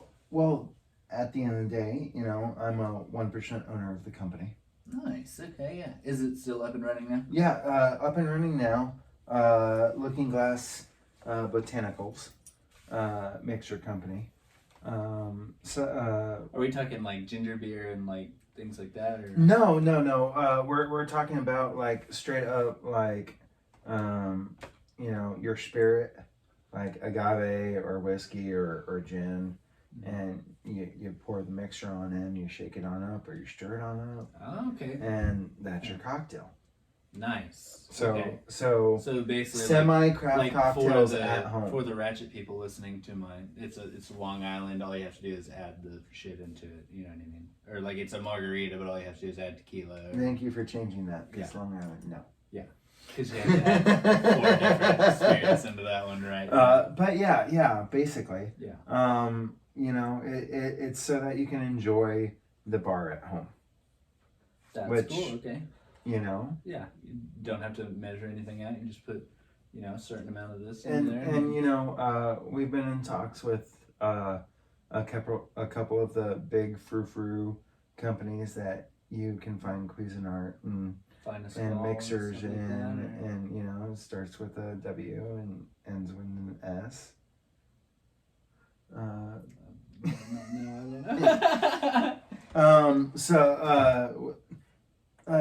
different version of Nordstrom's and stuff. So you know, and it's going to get big once it gets there. Okay. But as of anything, it's a waiting game. Yeah. You know, I do the graphic design for them. I get it done. Still to this day. Still to this day. Nice. I'm the graphic design guy for the company. Yeah. So if it does get big, I'll be in charge of graphic design for the company. There you go. Yeah. You know, and kind of like a sweat equity almost. Yeah. You know, like you'll get paid what you're worth if it gets turned into something. Exactly. Kind of deal. Yeah. Exactly. The second money starts coming in, I'll get a percentage. There you go. Yeah. Which I'm all for. Yeah. You know. Yeah. Because I mean, it sounds like a passion project at the same time. Because I mean, it's two of your loves right there. You get to do the graphic design for basically a bar, like an at-home bartending situation here, which is dope. Yeah. Not to mention, like, even so, if it just goes, you know, regionally and gets big regionally, or even if it just gets big in the city of Seattle, it's something that allowed me to create during the pandemic when I was shuttered in. Yeah. It allowed me to have a creative output. Yeah. And it's phenomenal. Like, at the end of the day, if it does get bigger, we gotta start thinking about, you know, a bigger web presence. We gotta think about, you Call know, me for that. I mean, I'm not like super huge, but I think with something, you know, like something with already like because I can write posts all day and I can do them consistently, which is what I fucking do right now. But it's just, I'm at that point of building the base right now. But if there is a base to be worked with, all it is words. You know what I mean? Just making sure you're hitting keywords to hit people. You know, keywords, and then also, you know, at the end of the day, if people start buying cases, then I gotta do the design for the cardboard cases. Oh, cool! Yeah. Then I you know, it's all packaging. Yeah, there's a lot of little things of a that you can make it. Well, it's a lot of people think, like, especially like if you see like big companies like Coca-Cola and things like that, like the way that they designed their product, somebody had to do that. You know what I mean? Like, it wasn't something like, it's not a preset thing. Like, somebody had to create that kind of stuff, you know? Exactly. So yeah, it's all the little things, and like where you place your like your nutrition facts, and like where, like how you set everything like that up to make it aesthetically pleasing, or like aesthetically hone pleasing in on certain things, and like not to mention certain things, like trying to make it look the same for 5 different versions of a mix, like 5 different mixers. Yeah. Make it look the same, but then have like a small list of ingredients, a bigger list of ingredients, like and make it standard, but you have so much that you have to put on. So because at the same time, changing a font size here and a font size there, even on things like that, being aesthetically pleasing is still a thing. Like, if somebody buys a box, like a case of something, and it looks like shit, they're gonna be like, "What fucking kind of company am I dealing with here?" Yeah. You know what I mean? Like, you just didn't have a guy. You know, like, what are we doing here? Like, yeah, it's the little things whenever it comes to big business. Not to mention, it's kind of taught me a little bit more about how to sell things. Yeah. It's like, look, I have to have a reason why I did something. Yeah. Like how these colors tie everything in, and even if it's something that somebody doesn't agree with, as long as you have a reason, and like that's something that I actually have a very good respect for, especially coming from when we were working at Muchacho, was because there were a lot of people that just weren't standing up for things. And it was like, there was one guy that was there with me, like I was battling the owners every single day. And it was me who had gotten thrown into that bar manager spot, and like I could do the bar manager spot if I. I'm so sorry I didn't take that over. It's fine. It's fine. I was handling it. It was okay. I'd never done it before, and like my thing, like I can bartend all day, and I can fucking adapt to just about any situation. I've done every kind of bartending, other than like when people don't know the rules and the laws. Yeah. Whenever you're the fucking owner of the company, motherfucker, or you're the daughter of the owner of the company, Yeah. He was a complete piece of shit. So those that allegedly, those that haven't tuned into the Jeff Groth episode, we were talking about the one time that. Wait, so let's take it back for just a second. Okay. Let's take it back to, so you were doing the company over there, and so how did you end up back in DFW to end up in this situation? So pandemic happened. I think we could spend a whole 30 minutes on that, so I'm Yeah. gonna burn this last 12 minutes on getting you there. So pandemic happened. I decided to buy the iPad. So this was when you were I was doing still, graphic design, still in Seattle. Yeah. And that's when your buddy started the. That's when my buddy mixer. started the mixer company, and right during the mixer company, I'm also going back to school. Right. For welding With the grant. Yeah. Or whatever it is. And that money dries up. Fairly quickly, actually, for me. Well, yeah, the retraining money fairly dried up quickly. Like all of a sudden, I was just talking about the unemployment, but I imagine that probably went faster. Yeah. No. I mean, I got a good like 3 semesters out of it, and then the 4th semester they decided to fuck me over and not pay for it. Make you pay for all of it? And so like I just dropped out because you can't afford. I can't imagine how much that is. I learned how to make, TIG, stick, and fabricate. Yeah. Like, what? You just stopped me from doing my final project. I swear to God, Jeff. Fuck so off, just gonna you know? not let me graduate, is basically what we're Exactly, saying. exactly. So, and it's funny because the thing about you is, like, you look like a very, like, very artsy, like, you have, like, a feminine kind of a vibe to you, but you definitely have, like, the build and the machismo of, like, a guy's got, like, of a, like, a real machinist kind of a guy, too, at the same time, you know? I'm definitely one of those. I play both sides. Yeah. A lot. Literally. Yeah. I play both sides a lot. Okay, right. He's a switch hitter, boys. But yeah, you know, so I was doing both of those. So money dried out, and I just, you know, pandemic switches a lot of your focuses, and I decided, you know what, I had the opportunity. One of my, I also do private bartending for people. Yeah. If you have a party and you need a bartender, call me. I would absolutely call you because you're honestly, like, and I'd like to think that I'm a pretty fucking good bartender, but you're one of the best I've seen. And I've seen thank you. Yes. You're one of the most knowledgeable at the very least. I probably wouldn't throw you behind a speed bar in most situations.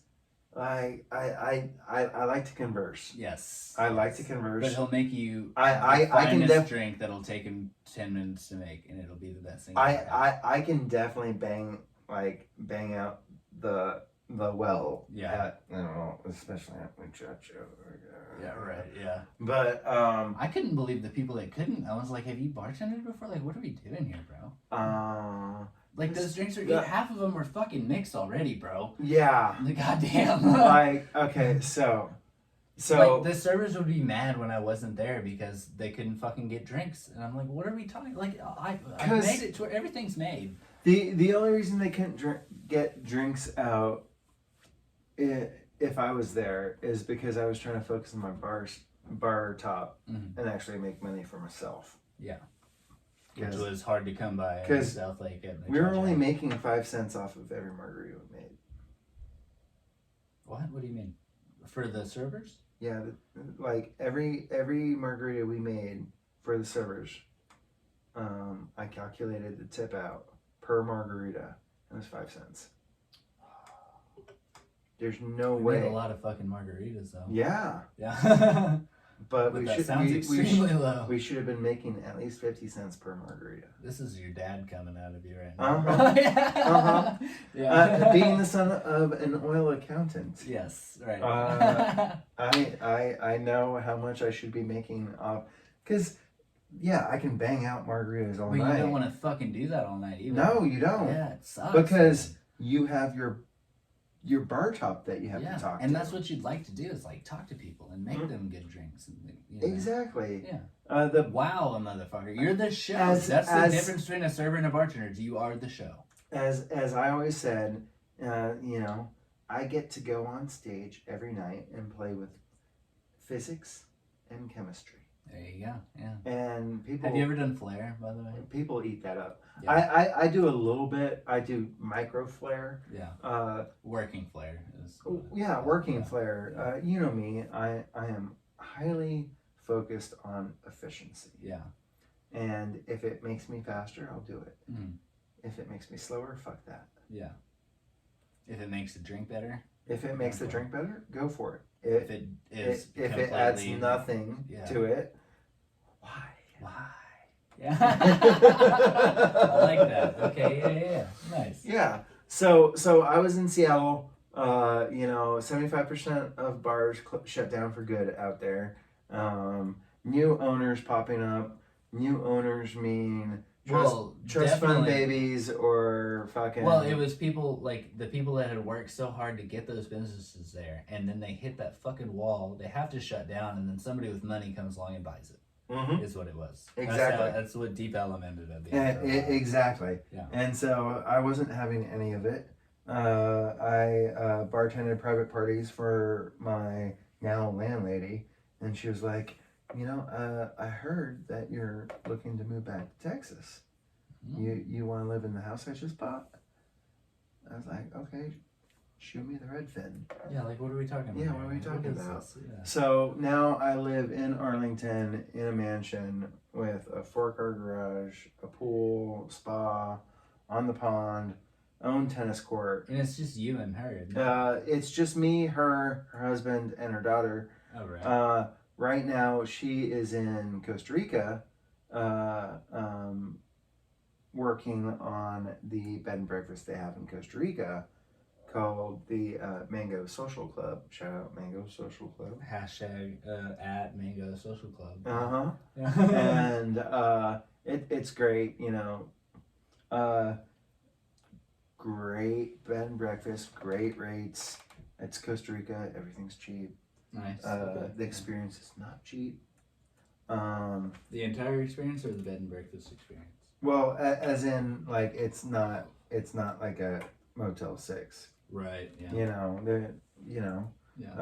It's cheaper than a Game Day Dallas spot. But, you're not, for what you pay down there, you can't even get a room at, like, a shitty motel here. Really? Yeah. That the exchange rate is great. That's insane. Okay, yeah. Cool, yeah. What are they paying it down there? I think for a room. Well, I'm saying, like, what's the denomination? Like, is it dollars? Is it pesos? Is it like what? It's whatever Costa Rica takes. Okay. Right. Yeah. I mean. Right. Yeah. I don't know, so I can't imagine why you would know. Costa Rican money? I was just trying to ask. I was just like, maybe he knows. I'd like to know. No. Sorry to put you on the spot like that. Cool. Yeah. But well, I put you on the spot first. I know. I just rubber and glue. There's no glue. We're just bouncing back and forth. So it's great. $60 for a night. There you go. And at a resort that has like a breakfast cook. Is it a different kind of breakfast? Or no, it's American breakfast. It's totally Costa Rican. Okay, cool. Rice, beans, eggs, cilantro. Dude, good fuck shit. Cilantro, dude. Are you a soap guy? I'm one of those guys, dude. Oh, I'm so sorry. That sucks, man. I put that shit on everything. I wouldn't know what I would do. Yeah, I don't know because like. Somebody asked me today. I've actually had this conversation like twice today about cilantro, but it's like I don't know that it tastes like soap, but it doesn't taste good. I'm so sorry. Yeah, that's like a bad little. See, I'm the type of guy that goes to. What does it taste like to you? Gold. Does it have? I feel like what you'd expect from it is like that, like middle of the summer, like lawn clipping taste, like that smell. No, better. Better than that. Better like you get that like green flavor. Is that what you're going for? Or? Because I don't get that at all, Okay, but that's what I would imagine so you're trying to get think out of fresher basil, Oh. like between a basil and a mint. Bro, I don't know. Basil's got some fucking kick to it, bro. I know, but a fresher basil. Yeah, I do love a good, bro, mojito made right, which I fucking make a beautiful mojito, by the way. I wish I had something to make you a mojito right now because, ooh. Yes. But yeah, no, it's like, I love cilantro so much that when I go to Chipotle, I tell them no lettuce. Just cilantro? Give me a handful of cilantro. Oh, are you fucking like serious? A handful. What? Yeah. Hold on, I gotta shift around in my seat and act upset over here. Like, what the fuck? Yeah. You're eating handfuls of cilantro? Handfuls of cilantro. Oh my god. One of our cocktails at Armory DE in Deep Ellum has cilantro. Like, we muddle cilantro, cardamom pods. So you're just putting Tide Pods in people's shit? Yeah, cilantro, cardamom pods, cucumber and salt, and you muddle that, and then you add You're talking about the little compressed pieces of carbon, the little... no, like cardamom seeds. Cardamom. Yeah. Okay, I thought you said carbon. Okay, no, cardamom. Yeah. Yeah. We're at the point we've already pre-gamed for this, and we've also been doing this for like 2 hours, so we're slurring a little bit. It'd be like that sometimes, bro. It's okay. Yeah. It's okay. But yeah, the flavors are great. Mm-hmm. I love working in Deep Ellum. Yeah. I need to take you to Harlow one time and fucking show you the place a little bit and meet Sydney and everything. Y'all are gonna fucking click up. Like, y'all are probably just gonna kick me out of the equation. Y'all are gonna be so fucking tight, bro. It's gonna suck, but yeah. You need somebody, dude, and he's got his own issues, man. Like, he was a swimmer in high school, but like he's an insanely intelligent person, and so much so that it haunts his dreams, literally. Okay. Yeah, like he has a problem shutting his fucking brain off. Like, he's the guy that has read every book. Like, he reads, like, Alice in Wonderland, and then he reads fucking Mein Kampf, and then he reads fucking, like, the Art of War and shit like that. Like, he's that fucking guy. Okay. Yeah, like, very, very educated, but very Deep Ellum. He is Mr. Deep Ellum as far as I'm concerned. Like, nice. Yeah. Oh, yeah. Self-proclaimed, but at the same time, it's fucking true, bro. Yeah. It's 100%. Like, you gotta meet that guy. Hell yeah. Yeah. But we are coming up on the 30-minute mark. I have to pee. Do it. I don't know where you're at, but I gotta pee. Broke the seal, so I'll go after you. Yeah, I think we're gonna talk about were we going on? Yeah, we're going straight to Muchacho after this. Oh shit! I thought I hit record. I was like, I'm not ready, bro. I gotta pee. Oh. Yeah, we had happy talk. Now we gotta do the black cloud. Now we gotta fucking rain fire.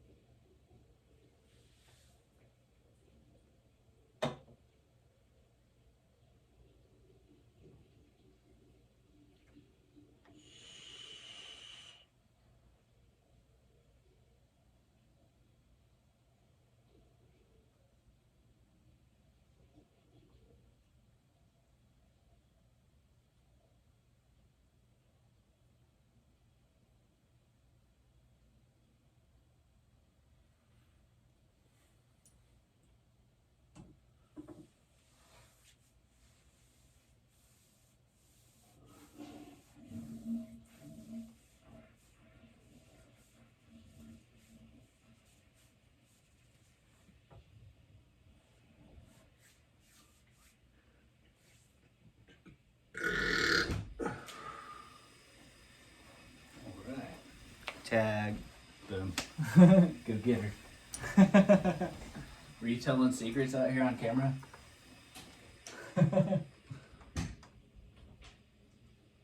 So for the YouTube people that are still watching,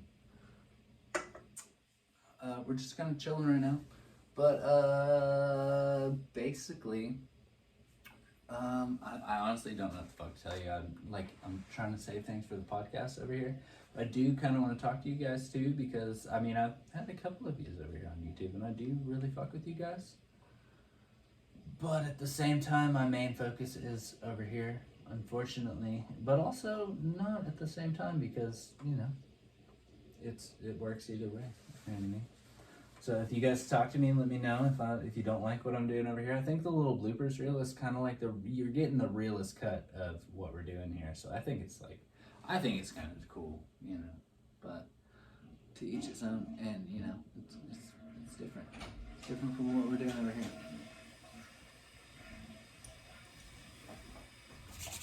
I was talking to the camera, and what's crazy is like I used to do just like videos for both of those are empty. That's the bottle from last podcast. Oh, okay. And the one behind it is the one from podcast before that, or 2 weeks before that. I almost brought my I almost bought some fucking tequila, dude. I really thought we were gonna need it, bro. Fuck. Oh, I should have got some fucking tequila, bro. I honestly kind of feel bad now. Oh no, don't feel bad. We should have. We definitely should. The only thing I found out throughout all this is like these give me the hiccups. Oh yeah, I've been burping a good bit actually. They give me like I've been burping a good amount. So I think that's needed. Okay, so let's continue on where we were, because I think we were coming up on. So we're coming up out of the pandemic here, basically. Like, so... Ish. I mean, technically it's still going on. Yeah, but... I mean, it's still going on now. You know what I mean? But so... Not in Texas. Yeah. So, I decided to move back to Texas from Seattle. Right, you're living in a mansion over in Arlington, right? Yeah. And I am in the process of moving. And in the process of moving cross country, in the car with my grandmother, because she flew out to visit family and stuff in Seattle. Yeah. But you know, why have her get on a flight back to Mesa, Arizona, when we can do a road trip? And Sounds like a badass grandma. I pitched it to her. Yeah. And I was like, Grandma, just ride with me. Just ride with me. Grammy, ride with me. That's dope. How old's your grandma? 92. And she fucking rode. So you not your 91-year-old grandma probably at this point. Well, also we found out like she had a stroke like 3 or 4 days before she landed in Seattle. She didn't give a fuck. She just wanted to ride with you. Exactly. Bro. Yeah. That's a bad lady, bro. That's dope, dude. Yeah. She's still with us. Shout out to Grammy, today. bro. Shout out to Grammy. Here, let's cheers to Grammy. Let's cheers to Grammy. What's her real name? Shirley Walters. Shirley Walters, you are awesome. Badass Canadian. Badass Canadian. Okay. Yeah. Proper too. Hey. And so we're in Boise, Idaho. And I get this call. This guess who? Frantic call. I can imagine him on the phone. Frantic. Oh no. Hey. It's probably the same call you got when he asked you to work at the Rock. Well, he didn't ask me to work at the Rock. I went and applied because my ex at the time. Well, that's another long story. It was only a week-long relationship, and on the second day she started saying "I love you." So I got scared. Yeah. Real quick. Yeah. But she also got me a job at The Rock and introduced me to Jeff. So I don't hold it against you, Christy. Thank you for not having my kid. For not having it? Like, she took care of it? No. Okay. She ended up dating... She wanted you. She ended up dating Little Ben. And had Little Ben's kid. Who's Little Ben? The other Ben that worked at The Rock. Okay, I forgot your brother's name for a second, and I was like, it wasn't your brother. No. Okay, cool. So she went for the ugly brother. She went for the shorter, uglier Ben. Nice. Okay, cool. So I get this phone call from Jeff, and he's like, "Hey, I'm opening up this semi-fine dining Mexican food place." Semi being the operative word. Yes. Not gonna lie, I listened to Jeff's podcast with you. Yeah. Y'all calling it fine dining. I was yelling. Yeah. I was like, no. Right. Well, so I come from like speed bar, like you know, sports bar kind of deal. So that was fine dining to me. And I know the difference now. And I come from craft cocktail in Seattle. That was not fine dining. No, Mexican food, it's never fine dining. Yeah. And that was the difference for me, was like kind of slowing down your pace and like getting, you know, because they're there for the experience kind of a deal. And like that was like I feel like that was a good like little dip of my toes into the water of quote unquote fine dining, we'll call it. And it was like I would go up to tables and be like, "Hey, do y'all need anything?" And they're like, "No, fuck off." You know, like we're good right now. And I'm like, "Okay, well, I'm just used to having to fucking check on people and see, the every fucking 5 demographic minutes, you know? of what we were serving there isn't used to fine dining hands-on like that. No. That's why. That's probably what got me. Yeah. That's why I definitely do not consider it fine dining. Is because not so much the company, but the for the it to be fine dining, the demographic coming in, they have to be dressed up. There's a no kids. Yeah. But there were kids there. Yeah, and yes, the owners, that was one thing that the owners were very adamant about not having a kids menu. You never got to meet Dennis, but that was his big thing. Was like, this is not supposed to be happening. It was like, it was basically like he was trying to get it away from what the owners were like. We'll just fucking let anybody in. He was like, we have to make it a selective group of like a certain age group and demographic that, you know, that it's gonna spend money. Yeah. Okay. So. Dennis was fucking awesome. I don't know if you ever met Dennis. No, I was never around Dennis. Bro, you and Dennis would take you places. Oh yeah. We would. I know we would totally. Dennis, where are you? If you're listening to the podcast, call me, bro. Yeah. I would work for you tomorrow. Like for real, bro. Like, so I got the phone call from Jeff saying, "Hey, I got this fine dining Mexican restaurant. Please come work for me." I'm like, "Cool." Yeah, I'm traveling to a new place. No job lined up. Yeah, but you're a craft bartender. You're craft bartender. Like, I'll show up, show me the recipes. Take the easy. I'll do it. Yeah. I'll do it. And it's great, but when you start a brand new concept as a restaurant group, because they had Whistle Bridges first, right?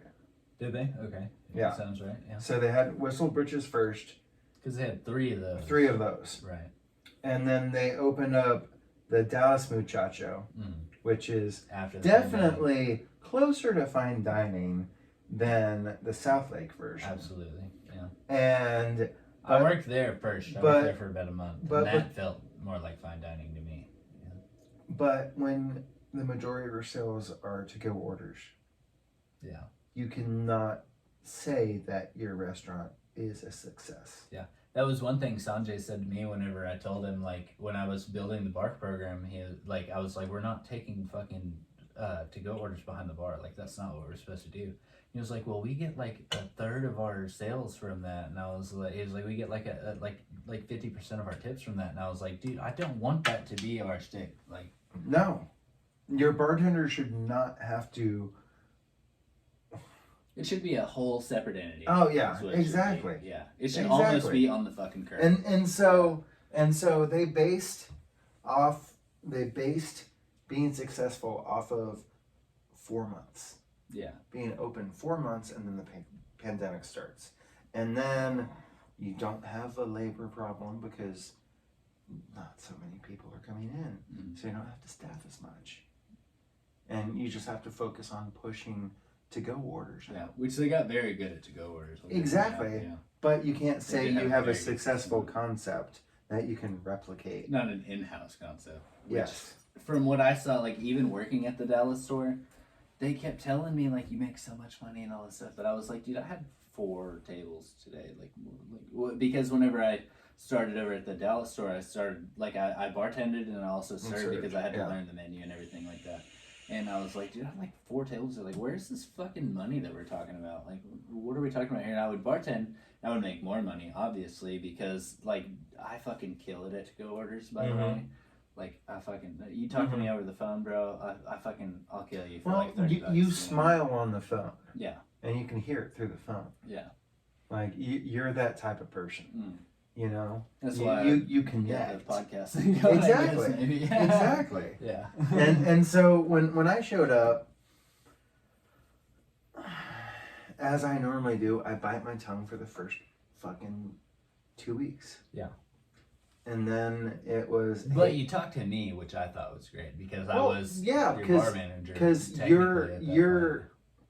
but you were in the trenches with me. Yeah. So you had to know the grumblings. Yeah. Well, I was the bartender, but I was also the bar manager. Like, I was the only bartender that showed up every day. Yeah. And I was also the bar manager. And yeah. Not to mention, I'm pissed off. I really want to invoice that bar manager my missed wages because he said he had COVID, and then I went and got checked, and I couldn't get my results back for 3 days. Really? Yeah. And I missed training. You know, that's the and only I missed reason the I got openings. thrown that position, right? Yeah. I'm like, I might have a case too, motherfucker. Yeah. Bitch ass boy. So couldn't fucking handle the shit, so you fucking acted like you had COVID and dipped out on us. Exactly. Fucking piece of shit. So I after having dealt with the owners, I don't blame them. But you could have just quit. You could have just quit. You could have just quit. Which is what you ended up doing anyways. You know, so like what the fuck are we doing? Exactly. Yeah. But so good concept in theory. The bar at the South Lake location is not designed for success At all. and was not designed by a bartender. No. It was designed by a kitchen manager. I was told it was designed by Omar, the quote unquote celebrity chef. Right, which he has 1 or 2 accolades under his belt. Well, that's horrible person. That was the second I realized I was not long for muchacho. Yeah. And the only reason I was sticking around is because of Jeff. Yeah. Is because when I noticed problems in efficiency in making drinks because you aren't making an agave syrup. Yeah. That is cut 1-to-1 with water so it flows out of a bottle. Yeah. It's a squeeze bottle. I feel more like a barista doing like a creme brulee topping and a margarita on top and shit. Yeah, you know, like there's no way to accurately pour the amount that you want me to pour into the cocktail when it's flowing like molasses. Well, what they wanted you to do is use the jigger every time, but if you put fucking agave in a jigger, bro, your whole day's done. You're fucked. You're slipping and sliding. Yeah, it's over with. Yeah, it's not coming out. No. Not coming out. That whole thing is going to be agave from there on out. I mean, I could totally jigger it if it was cut 1-to-1. Right, yeah. Because it would flow. And like, you would also get that dilution that you're looking for. And that's the difference between having a quote-unquote celebrity chef making your cocktail menu and an actual true bartender making your cocktail menu. And you know how much like say he had over that fucking bar menu, dude? He had carte blanche. Yeah. He had carte blanche. There's no way that we should be having that problem with agave and then trying to sell a $32 fucking margarita. Yeah. Which every bartender that was a bar grab. I mean, that was a money grab right there. $32 margarita. Let's make this check higher. In for the food. It wasn't fucking good. We know how. Like, it was not a good margarita. Yeah. Wasn't good. No. The best part about it was the syrup, and that's all you tasted. You weren't tasting margarita anymore. Exactly. And it was because Chef Omar made the syrup, made it the main thing about it. And whenever he asked me, like, we mixed it up one day, and he was talking about it, he was like, "You think it's like a little bit too much, like citrus for it or whatever?" And I was like, "Dude, it doesn't really taste like a margarita to me. Like it's just pineapple sweet. Like that's all it is. Yeah, that's what we're doing." And you put it over a nice ice cube in a gold rim glass. Fancy, bro. You know. See, yeah. So needless to say, you know, I started looking for another job, found another job, Right. told Jeff, hey, look, you got me until the end of the schedule. Yeah. You know, sorry I can't do more. And he's like, look, no, I don't need you for 2 weeks. Just finish out the schedule. Yeah. This place is a shit show. Run. He told me, run. Run. That's So- what he told me too. Well, so- he tried to talk me back into it multiple times just because I've been I riding mean, with him for a minute there. Obviously, he did that to me too, because I came back. Right, you did. You know, I went out to Tahoe with my partner for her best friend's wedding, and then I came back, worked for 2 hours at this bar in Deep Ellum. It was a shit show. Wasn't happy about that. Started looking.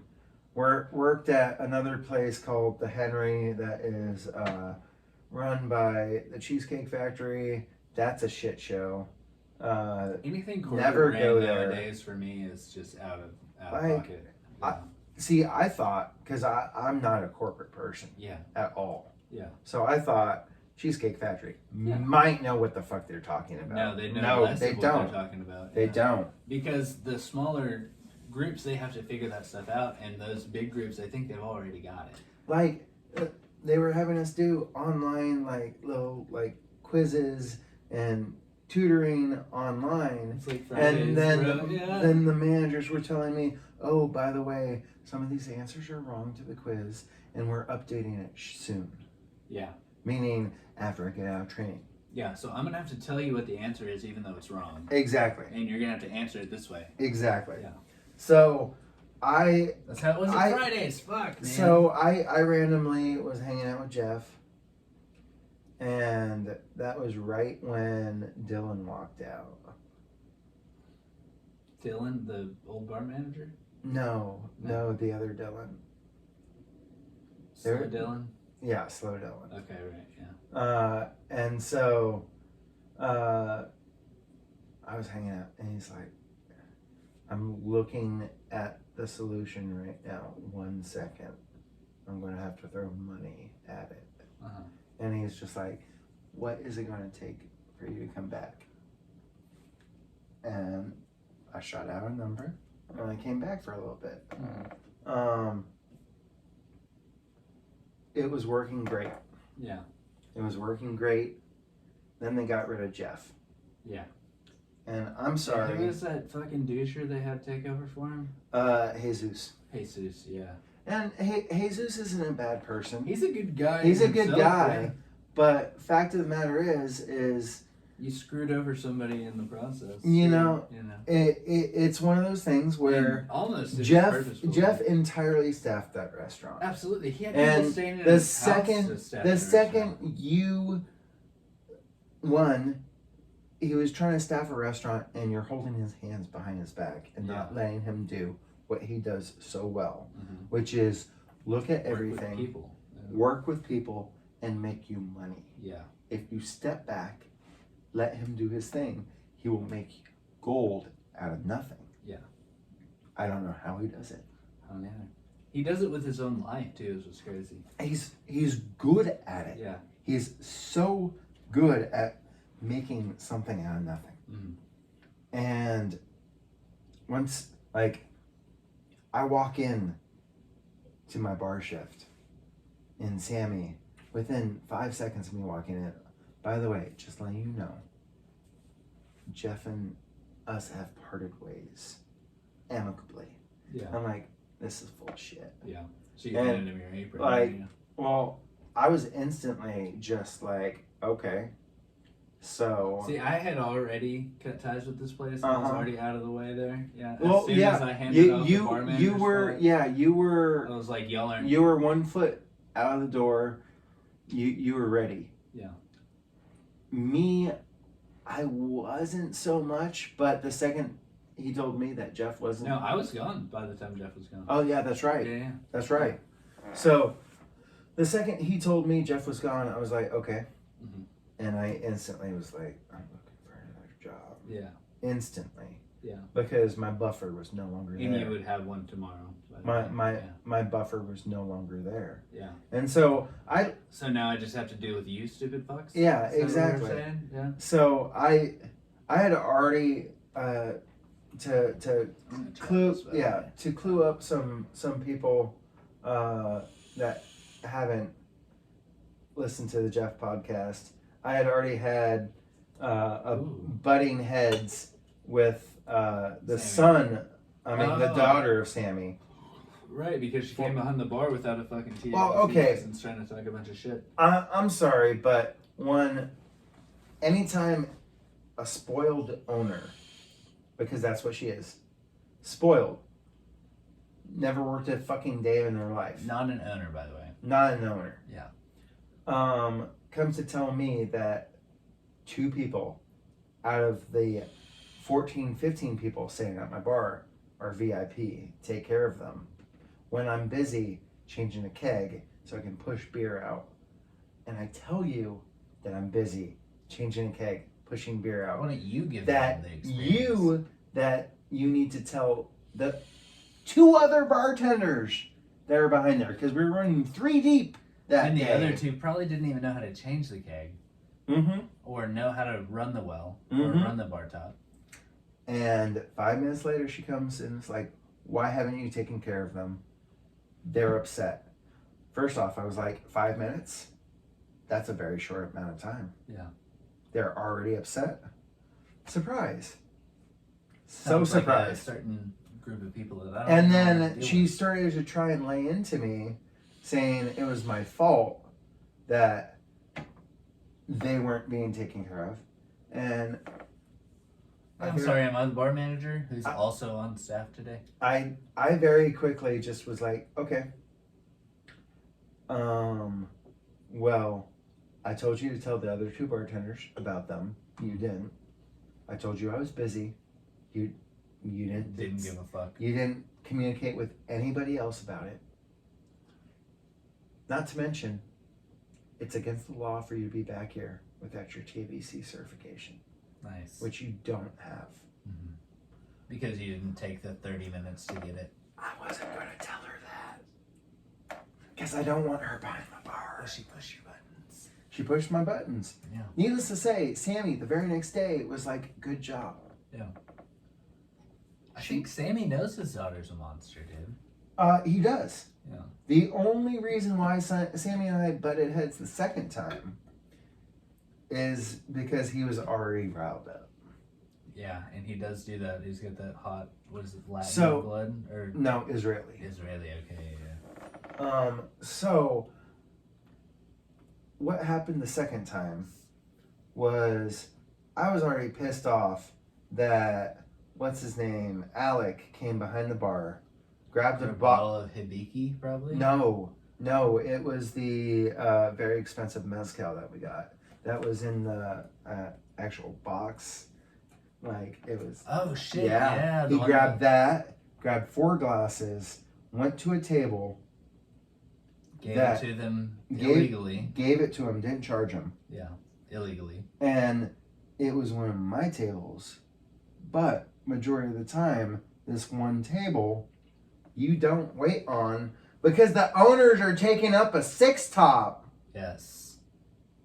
They're taking up a 6-top with 1 or 2 people. So I worked the mornings, and they would come in, take up one of my 6-tops with him, and his wife, his daughter, his 2 daughters, and his son, and they would not fucking tip shit.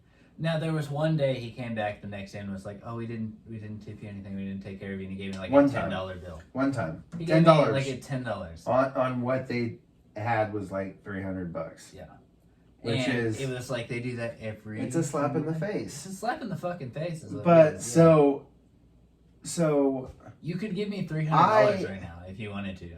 You could give me $100 at the least. I was supposed to take care of this table, but because of my previous experiences with them, was that they were just going to sit there and not order anything and just take up the table. So I didn't even go out and greet them. Well, finally they wanted service, so they grabbed a server, and then to her face, afterwards, Sammy, the owner, said that it was the worst service he had ever had, and she is horrible at her job. Sammy said that about a server that he had at his restaurant. Mm-hmm. Who was it? It was Ray. Really? Yeah. And so, Can I call bullshit because I know how Ray does business? I had it with Sammy. Yeah. And I just walk up and I was like, hey. I imagine you and Ray would be fairly close. Oh, yeah. Too. Yeah. Oh, yeah. Yeah. So I They're walk. both Alaska people, right? Yeah. Yeah. I walk straight I up. said sorry. I walk straight up to Sammy and I'm like, look, you're not going to speak to the servers like that. You always sit at this table. You never want service. The fact that you have a business meeting here, sitting there, you need to let us know when you want service and when you don't want service. Yeah. Also, I know Ray. She gave you Yeah. great service. Yeah. She gave you service where you don't even know that she's there because you're having a fucking business meeting. Yeah. And you then, shouldn't be served at a fucking business meeting. You should be showing how your business works and doing the things yourself. Or if it's a business, don't have it in the fucking restaurant that you own. In the middle of the fucking day. In the middle of the day, taking up a spot. Mm-hmm. So if you're doing that good a business, you shouldn't even have that fucking option. So I tell Sammy a piece of my mind about this. Right. And then I walk away while he's trying to come back. Trying to bitch at you. Yeah. Well, no, and then he starts on the whole "don't walk away from me," and he tried to talk. It's like, oh, I'm just going to keep on walking. Yeah. So I walk outside for a little bit, and he's yelling at me in front of guests. In front of guests. In the middle of the small room that is. In the middle. Yeah. And so. In front of the bar. And so finally, like, I don't know, like 10, 15 minutes later, he asked to have me sit down and talk to him. And I sit down and talk to him. And I'm like, look, what Alec did today was illegal. He cannot grab a bottle behind the bar and serve it to people and not charge them for it. If he does that, he has to go to every single table and offer every single person a pour of that bottle for free. That's the way that they were doing things. That's TABC law. That's a trip around for the house, basically. Yeah. You cannot like a Texas you cannot give away stuff for free unless you give everyone. That's crazy because that's how they did it in Arkansas. Like whenever we did it on New Year's Eve one day, they did free champagne for everybody, but they gave it to everybody in the place. Yeah. That might be and so he's like, he starts raising his voice at me. And if you'd been around my house growing up as a kid, I don't. Yeah. No, you have a very good bearing to you. Like, you're not a person that you want to raise your voice around because at that point you're going to have to either have a conversation with you or you're going to get fucking told off. Yeah. And so I just got up, started walking away, told Savvy, the manager on duty. That got fired through an email? Yeah. 3 days later. I told her, you know what? Transfer my tabs to servers. Y'all don't have a bartender for an hour. The rest of the day, yeah. Because I was the daytime bartender, and my relief was not there for another hour. I was like, I'm done. Bye. Yeah. Transfer my tabs. I don't care if I don't get a tip out for today. Yeah. And I wash my hands of it. I don't expect you to pay me because you're fucking tight with the shit anyways. Motherfuckers. There's something to be said when the supposed person supposed to be running the restaurant, Alec, is not there for the opening, and he's on vacation at some small, really rich island in the Mediterranean. Yeah. Or the guy that is supposed to be opening the restaurant gets fired the day before because the daughter said that he had no say in the restaurant. Yep. Yeah. Dennis. A day before. You need to know this guy. You have to know this guy if you're gonna work in DFW in the industry that you want. In the you need to meet this guy in that particular bubble, like that particular like section of your skill set. I want to say fits perfectly with his. He was the sommelier that created the wine menu for that, and then whenever we opened it, he wasn't there. You know. Well, yeah, because they fucked him. Yeah. Yeah. They. So we don't have time to get into that, motherfuckers. So, but I walked away from that, and I started applying everywhere. Like I applied Craigslist. I applied. Did you apply at Boomer Jacks? I applied at Boomer Jacks in Arlington. I told you could get that job right now if you want it. By the way. Yeah. You know it's one of those things where I am primarily a craft private bartender. Mm-hmm. I love doing private events because at the end of the day you get to focus on the person who's paying you, favorite person. Yeah. Make sure they have a great day. Yeah. And you make sure everybody else is accommodated. Yeah. And it's a great function. Yeah. Because the person who's paying you, his favorite person has been taken care of. Yeah. That's all you have to do. And you'll make your money. And you'll make your money. Exactly. So I'm going to pause this because we are coming up on the 30-minute mark. Motherfuckers. All right, I'm going to pause that. We'll come back with a little beep. Or the ticket thing. If I can get that, I do want to do that. That sounds fucking dope. That's such a cool idea, dude. Yeah. But I'm going to hop back in there because I wanted to hop back on that same note. So on that same note, basically the way that I do things is like, so at Boomer Jacks you saw the big bar and then you have the little bar. I work the little bar Wednesdays and Thursdays, and I work with a couple of different bartenders on the other side. But so Shayna's still there? Yeah, Shayna's still there. Yeah. And she pulls most of the regulars over there because she's worked there for so long, you know. And she has the look, you know. Mm-hmm. Yeah, for sure. But, so basically the way that I bank off of it is I take the people that don't want to sit around a ton of people, and they have gotten to know my personality, and like those are the people that just come in to see me. So like I go in, I might make like $150 that day, you know what I mean, but I have like $300 in sales. Yeah. So like I'm killing it on the tip side of it, and I also don't work incredibly hard, you know what I mean? So I have the people that like when they come in the door, they look for me, they come in and sit at my bar, they tip me $10-$20 every time. And you sit on the other bar, like I had unfortunately for Saya today, she was talking about I looked at our sales, she was at like 600 and I was at like 250, and she was like, I don't know if I'm gonna break $100 today. Time out. Time out on the podcast? No. I have a funny thing. Her name is Saya. Saya? Saya? It's Saya? Saya? Yeah. Say Say Okay. You just wanted to hit that real quick. Okay. I'm gonna crack a beer on that one. Yes, sir. Cheers. Okay, cool.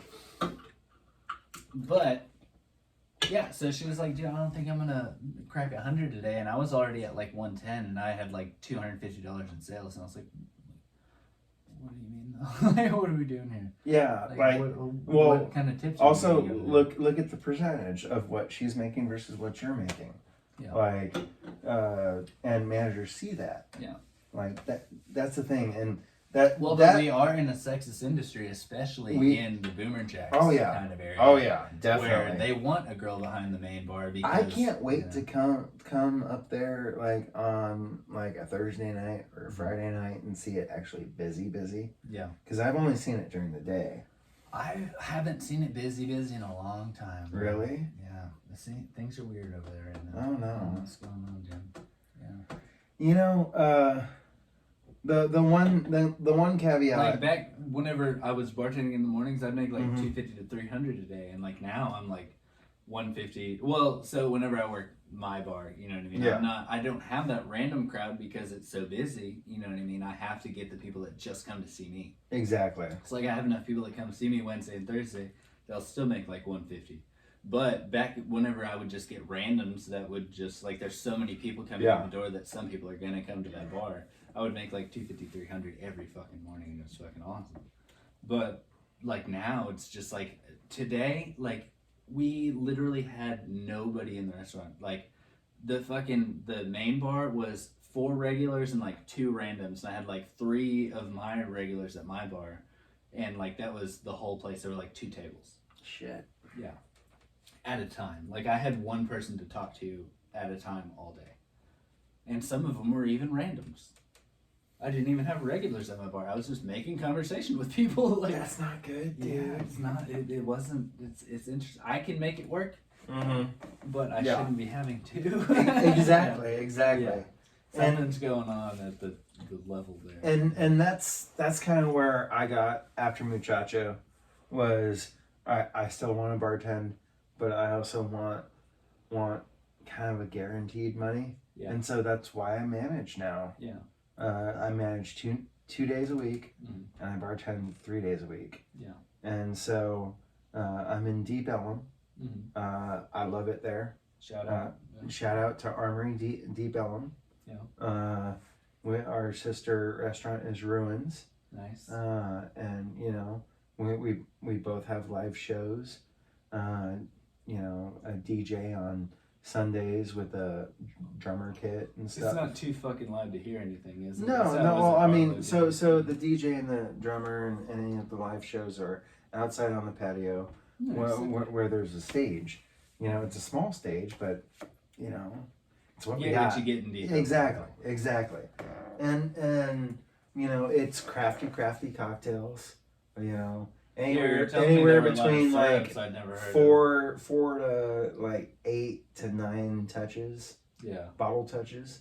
And for anyone that's not in the industry, that's every single time you touch a different bottle. Mm-hmm. And so Boomer Jacks is premised on 1 to 2. Yeah, like you know, your Jack and Coke is a 1 bottle touch. Yeah. You know, like your last word is a 4 bottle touch. Yeah, your Long Island. Your Long Island is a we have the Long Island 7 bottle touch. Yeah. Well, if you're making your own sour in it. Yeah. If you're putting sour in it. Putting sour in it. Yeah. And also we have the Long Island cocktail mix. Jesus. Yeah. Yeah. Don't order a Long Island. Yeah. Unless you order the ultimate Long Island. Then I'll make it for you. No, thank you. Yeah, I wouldn't recommend. I don't like Long Islands anyways. Well, okay, so there's that myth about mixing. Yeah. That a lot of people subscribe to. It's like, I'm just drinking vodka today. It's like, okay, it's a lie. I'm sorry to be Maury Povich for you, but that is a lie about the whole thing.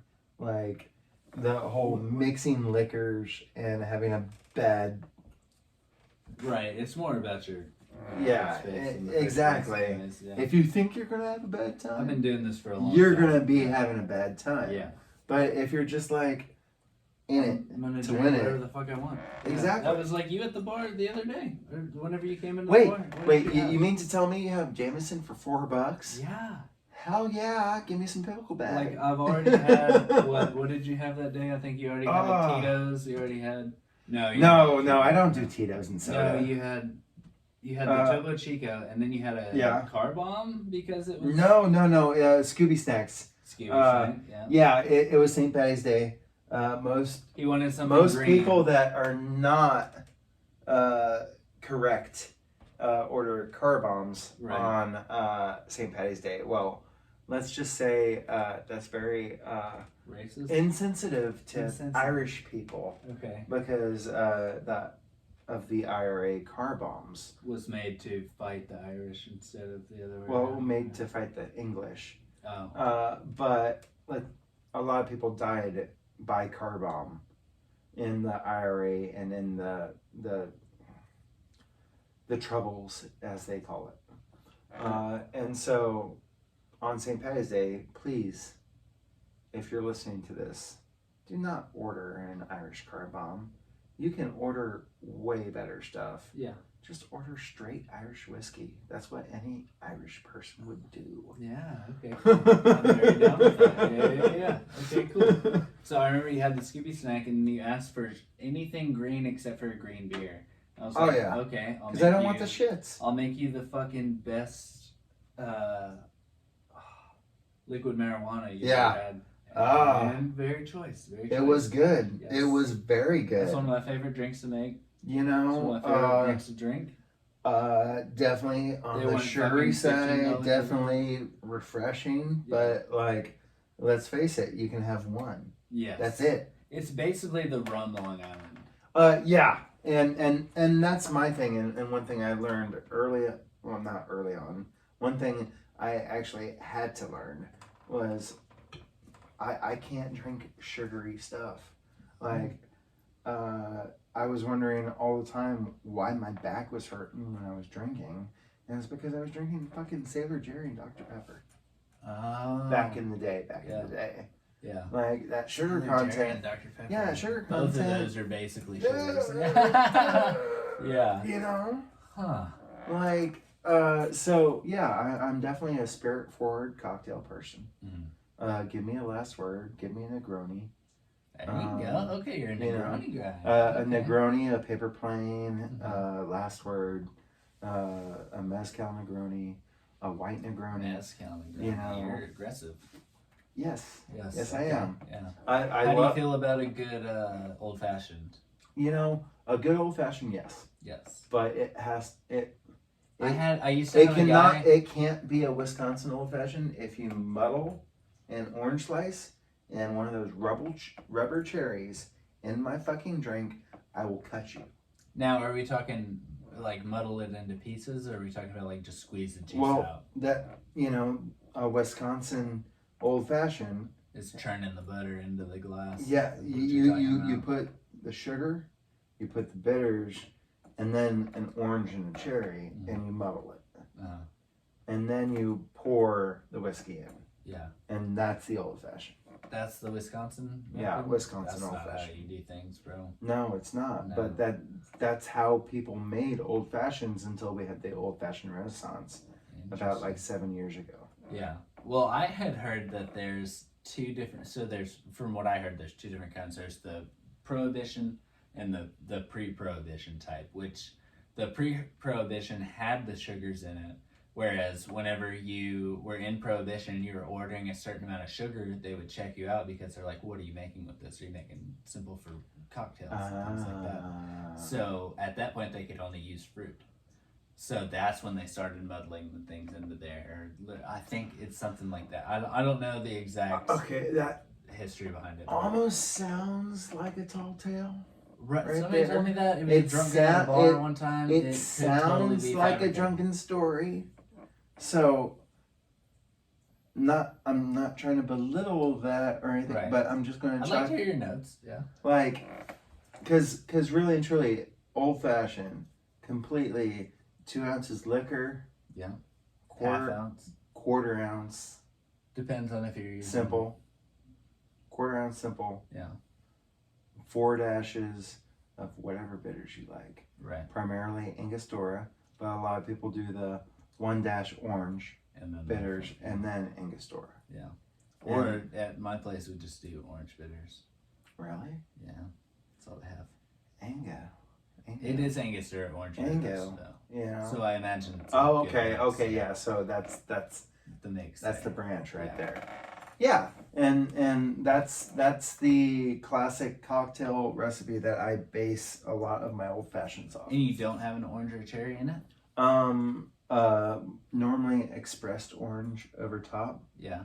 And then twist it and then drop it. That's something that's hard to teach to new bartenders because they're like, why? Like especially when you sports bar. Everything. Absolutely, it does. And that little rub you do on the outside of the rim. Changes the whole game. Everything. Yeah, that's why it makes the lips are better than most of it makes the lips tingle. Yeah. And anytime you make the lips tingle, you're game on, brother. Yeah. Like, if it ain't sexy, make it sexy. Yeah, that's what fucking bartending is, dude. Like, You you're know? back there to be the show, and you're back there to, like, get some kind of sex appeal out of anybody that you're talking to. Or at least good conversation. You know? Yeah. Bartenders, a lot of people think that we're the fucking Pirates of the Caribbean. We're rock stars of society. We sleep in. We have as much fun as we want. Yeah.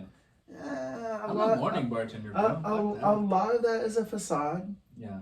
But well, if you're working in Deep Ellum at Harlow, and you're doing till 6 in the morning, then dude. Okay, so in Deep Ellum, where I work, we can drink. Yeah. You can't get drunk. You can't get fucked up. Right. That's how it was at Harlow. Like, well, it was supposed to be. Legally, you can't. Yeah.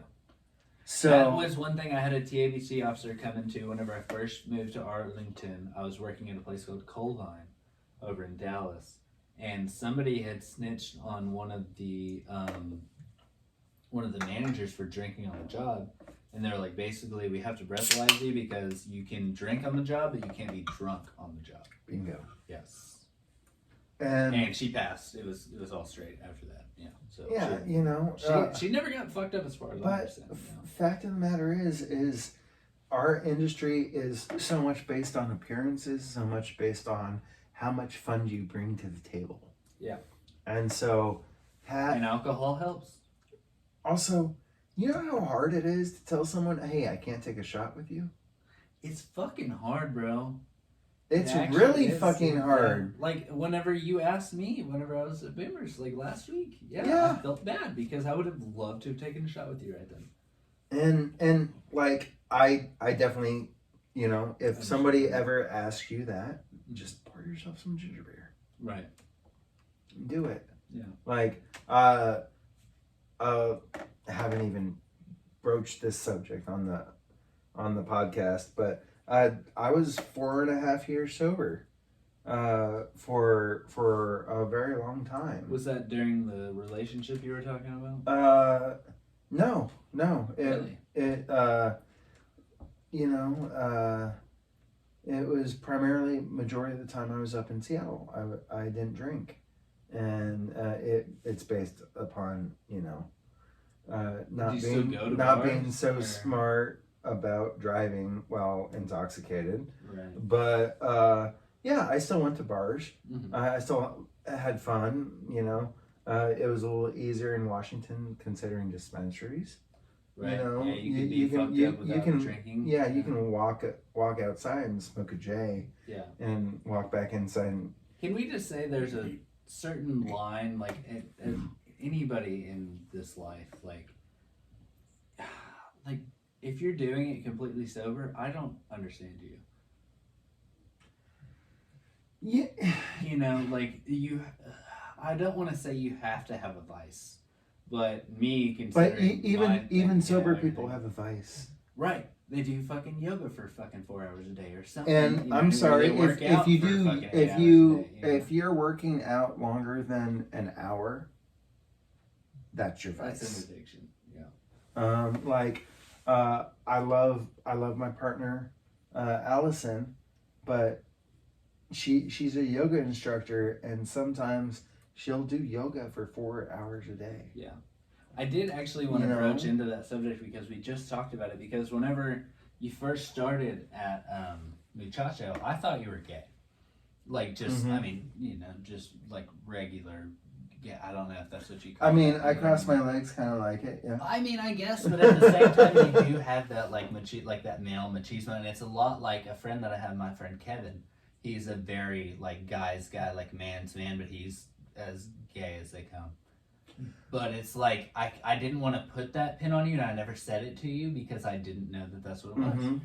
But now I know that that's actually not what it was. So my thing is I have always been the type of person that said I like what I like, and I like it. Yeah. And I like what I like, and I like it. I like what I like, and I like it. Yeah. And if it happens to be female, it's female. If it happens to be male, it's male. Right. Happens to be trans, it's trans. So have you had a trans relationship? not long term, but I've had a few. I mean, it's a person. You know what I mean? It just might happen. To Exactly. that person, you know? Like, yeah. It's still a fucking human being. I'm attracted to, yes, physicalities, but I'm also attracted to personality. Yeah. And so there's always going to be something that makes me talk to someone. Yeah. That I see do you physically. think it gives you more options, or do you think you're more selective? Yes and no. Okay. So I am. So I tell people in Texas I'm bi, but I'm really pan. Yeah. Which is more. I thought you said poly. Well, pansexual means you like what you like. Okay. And bisexual means you like guys or girls. Yeah. And that doesn't hit the in-between. That doesn't hit the in-between. Yeah. And there's a smorgasbord out there, and I like to enjoy it. But poly. Why put a label on it? Poly means that you have a physical and mental and spiritual relationship with someone. Right. But you could take any of those pieces out and it would still be a relationship. Well, no. It means like you have enough love to give to somebody else. Oh. Exactly that. That's nice, though. Yeah. Exactly. Yeah. Like, I'm not taking any love away from Allison searching for another partner here. Yeah. Well, and not even searching, but being open to right? Open to the possibilities. Yeah. And that's primarily the thing with me is like, I love Allison, and I do anything for Allison, but it's one of those things where I'm here, and she is in Seattle. Oh, really? Yeah. But that's the girl that you just went on the trip with? She came and visited me. Okay. But yeah, in October I went to Tahoe with her. Okay. For her friends. And Allison has her long-term partner / fiance, Laura. Fiance? Yeah, that she lives with in Seattle. And Laura is actually from Victoria, Texas. So she has a thing for Texans. Seems like it. The evidence is there. Right, yeah. So growing up in Texas, having lived with the societal norms that Texans are forced upon. Right. Being pansexual, being attracted to not only females, but males and anything else. Whatever label you want to put on it. Yeah. Based on the person. I've always been a black sheep. Yeah. So has this always been a thing, or was it something you adopted later, or how did I don't know how any of this works. Looking at my browser history and my porn history, it's always been a thing. Okay. Right, I've always been into looking at your LimeWire account, the deeper kinks and stuff. In middle school. Well, okay, so when I was in middle school, it was 97 to 99, 99, 2000. Mm-hmm. So back then, the wordage was not politically correct. Yeah. It was chicks with dicks. Right. Okay. Which. That's not politically. No. No. Okay. I don't know the. I mean, I guess technically it is kind of politically correct because you're still still calling them female. It's still blunt though. Yeah, it's aggressive. It is very aggressive. Yeah. I love where we I go, love trans women. I love that the movement towards women. Trans women. Okay. I love that label. Like how you draw a box, you're putting in a box. Because throughout the time of liking that specific portion of what I like. So there's would you say tranny and she-male. Yeah. And aggressive words. Those are aggressive words that are very derogatory to certain people. So can I make the conjecture that it's you have not exactly like a predilection towards male, but like you like women, but you have a certain part of you that likes men as well. Mm-hmm. And so men that move towards the women's side kind of move into your It makes area of sense. expertise. It right? makes sense. Okay, right? You know, That makes sense. it does make sense. I'm glad I was able to articulate that because I really thought I was going to fumble that super hard. No, you're dancing around it. Yeah. Sometimes cocks are just pretty. Oh, okay. Yeah. Okay. You know? Yeah. It like it. I've had the same conversation with my buddy. Sometimes cocks are just pretty. Really? Okay. You know, but again, that's primarily my appreciation of the human form. Right. And if you that can't goes say that goes. a man is sexy, then what the fuck are you doing, bro? Exactly. Like, you know what I mean? Like you're a good looking Like- fucking guy, Like and that doesn't mean that majority I of wanna have sex people with you, can you say 1 + 2 = 3.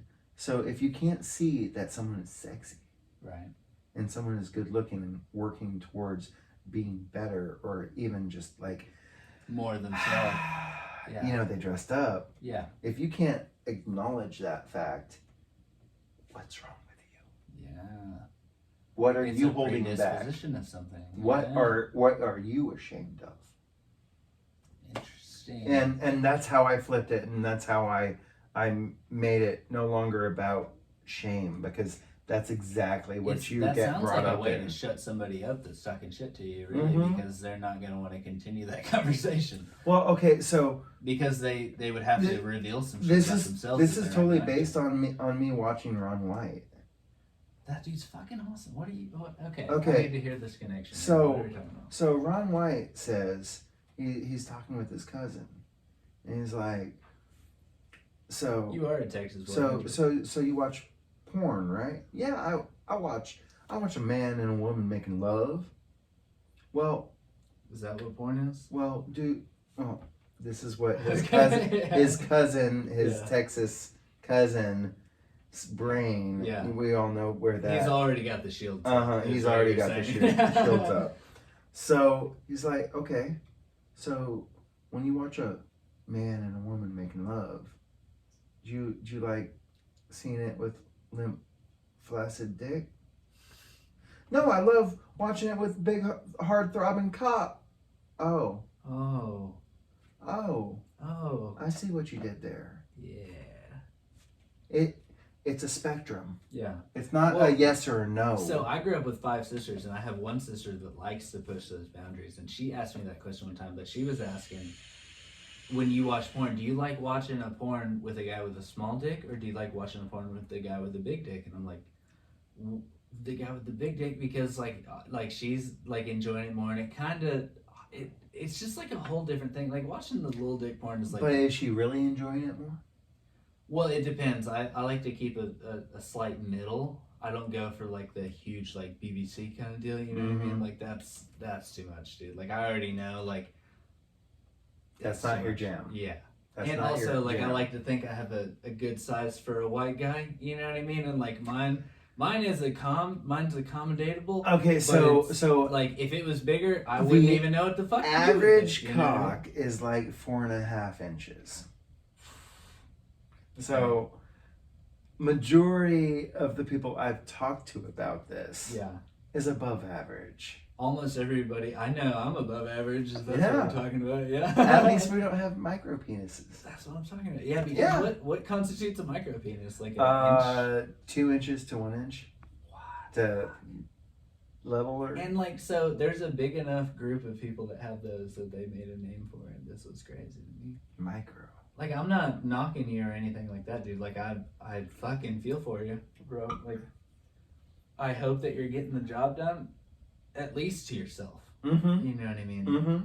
Like, can you grab it? Like, That's the thing. oh, no. That's the thing. Fingertips. Yeah. That's what I'd buy my whisper. Tweezers.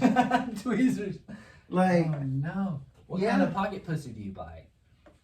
You buy a condom? the Polly Pocket You buy one. a finger The finger Polly condom? Pocket The one. Polly Pocket. No! They buy that weird thing. Do you remember that thing in middle school that they had? That it was like it had fish or like it had like glitter and shit in it. Uh-huh. And, like you, Oh Jesus! That was The the one that only you would thing- get at the fucking like like natural book fair and science. shit. Yeah, that too. Yeah. It's like, what is this thing for, bro? It's like, we're in- completely a We're in like flashlight. 4th and 5th grade. It's we completely know a what the fuck you're talking flashlight. about, bro. Yeah.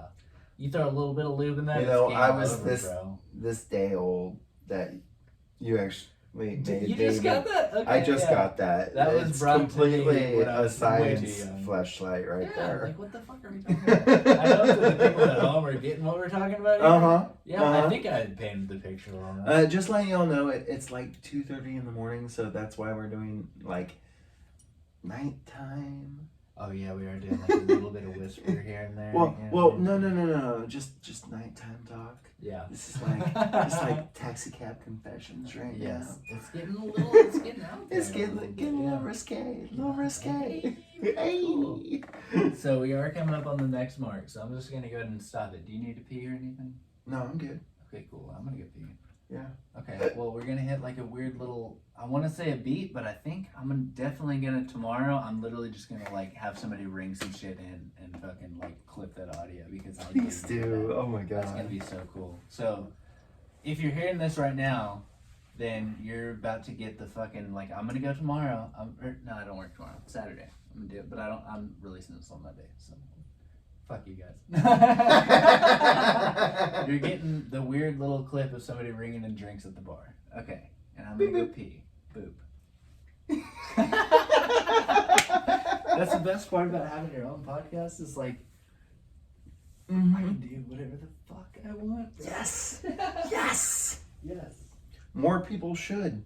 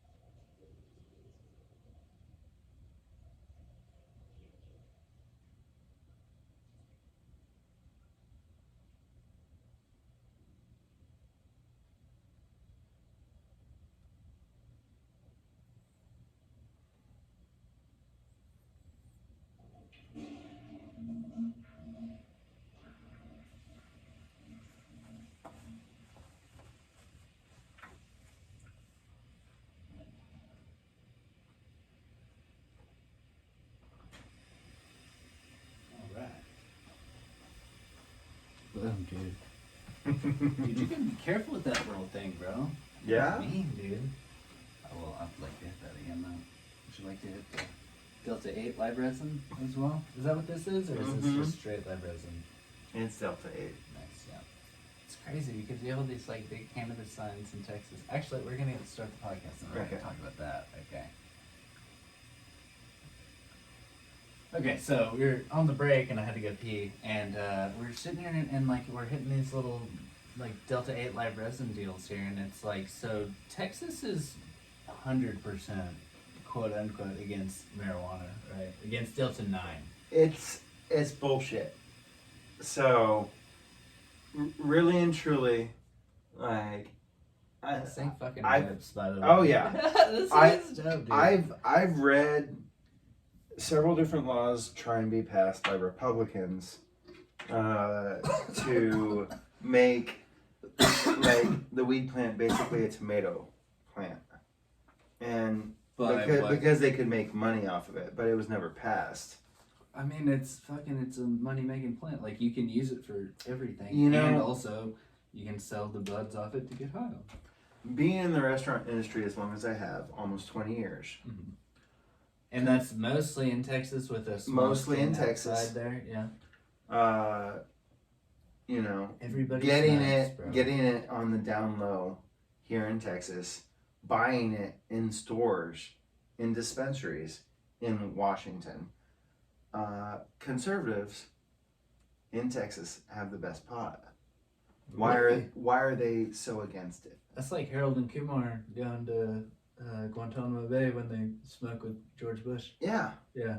It's because Do you a think lot of the time it's a status like symbol. A buyout from a cartel? Well, no. A lot of the time it's a status symbol. Okay. It's we I can't got have this. you getting the same. I shit got as this. me. You know. Yeah. And fact of the matter is the money taxed on it would be able to pay for these roads that are never fixed. Yeah. Like 30 over here that's fucked all the time.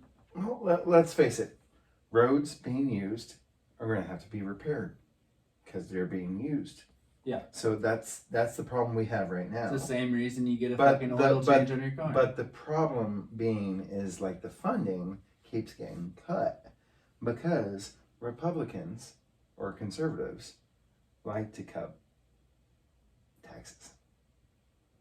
So are you saying that's I don't want to like No. right, Yeah. So is it like a certain group? Primarily, I think the taxing on marijuana would be able to fund and solve a lot of problems, left or right. Yeah.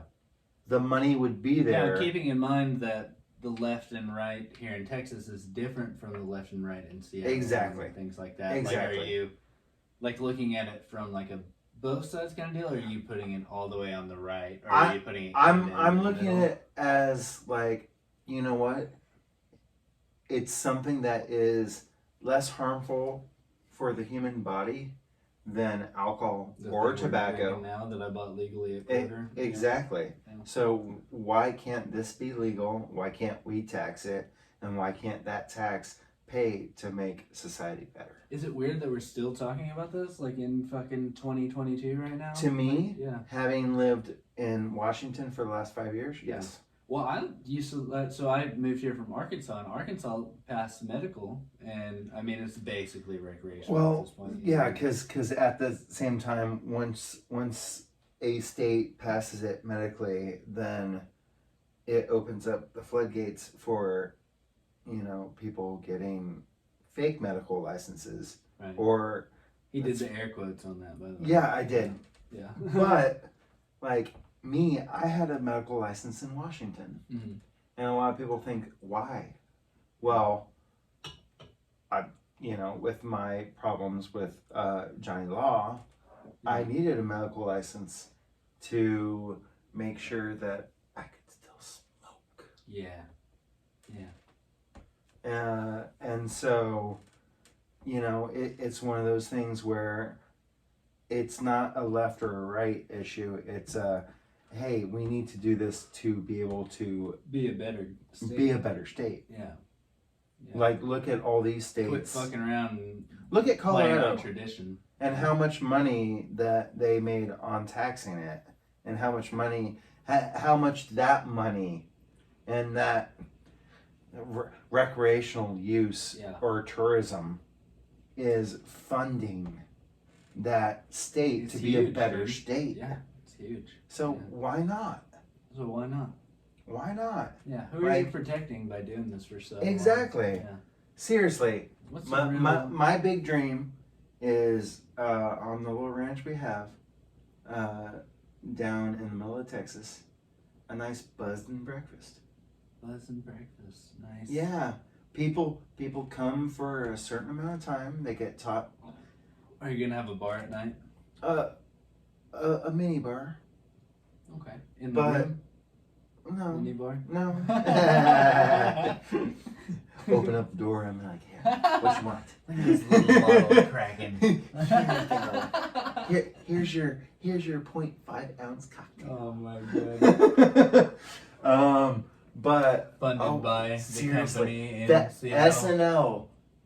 Listen up, mini bartender making mini cocktails. Yes. Keenan would kill it. Oh my god, dude. Yeah. Just him with like a forced perspective. Uh-huh. Oh my god, that'd be so awesome. Yeah. But yeah, seriously, Texas, legalize it, tax it. Make your money while you're at it. Fuck it. I don't give a fuck. Texans, at the end of the day, Texans are all about making money to put back into Texas. Yeah. They want Texas to be the greatest state. Yeah. And it has been for a very long time. Yeah. Texas has been one of the greatest states in the union for a very fucking long time. Mm.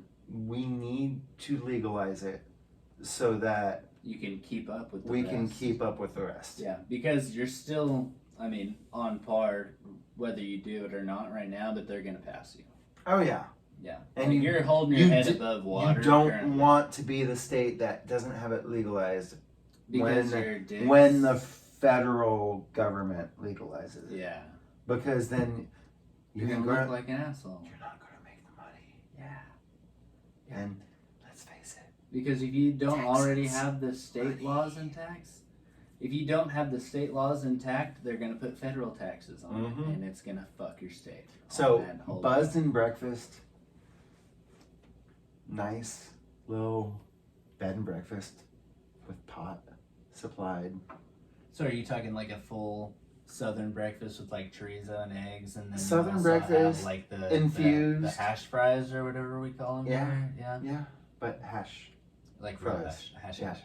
Hashish. Hash fries. The hush fries. But yeah, you teach them the basics about growing, the basics about cultivating, and you have them work on a certain plot that is sequestered from the other.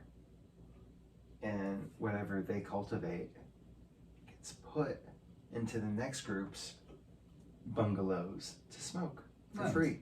Yeah. So basically, it's something where you teach them, they give you labor, but they also pay you. Nice.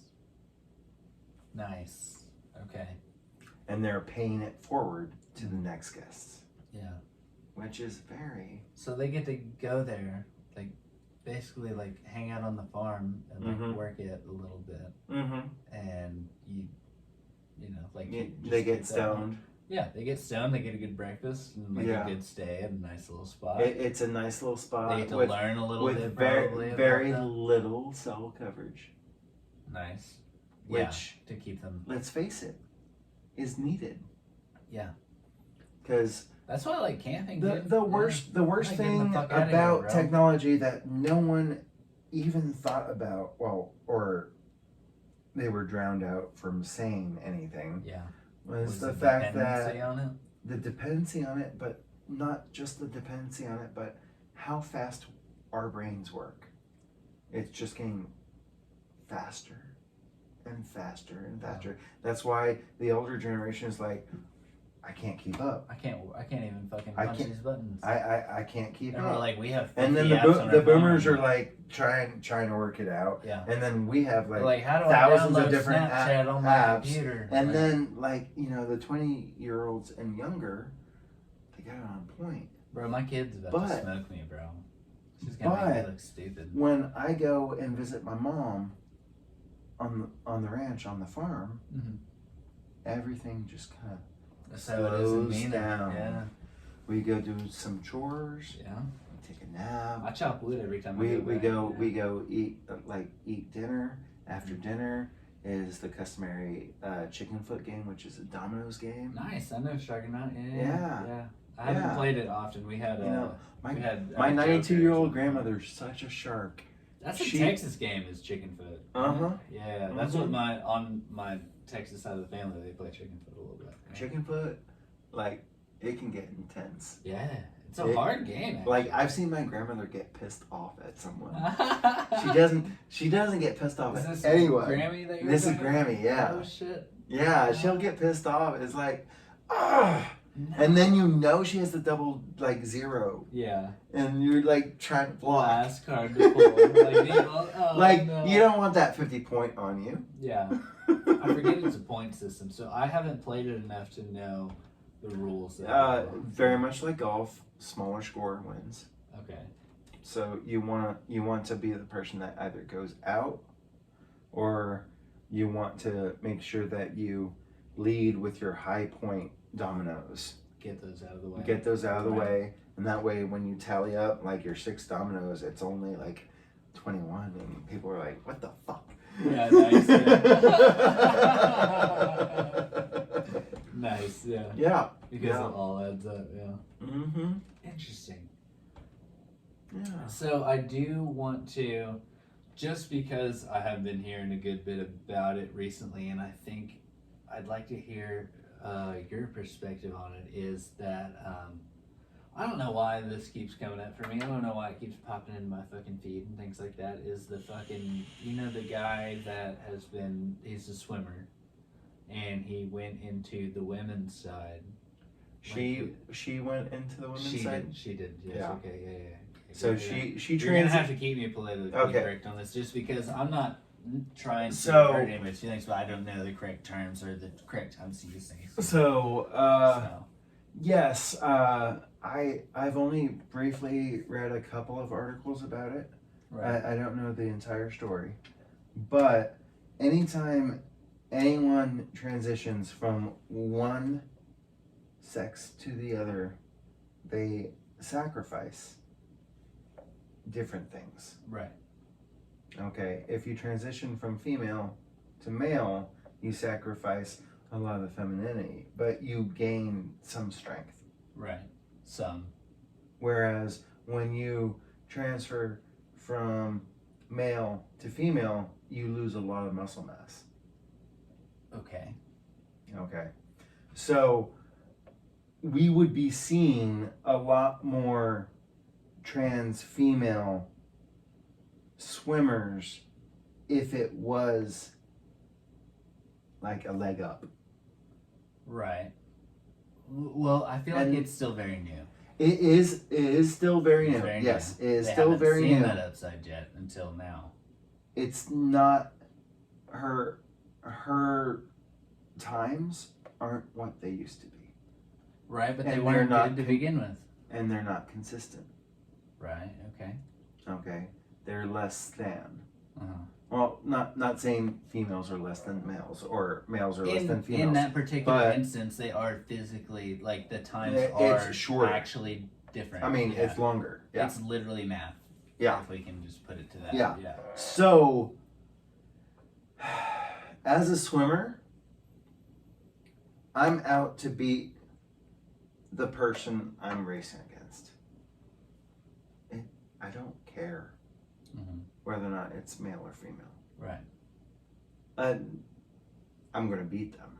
Right.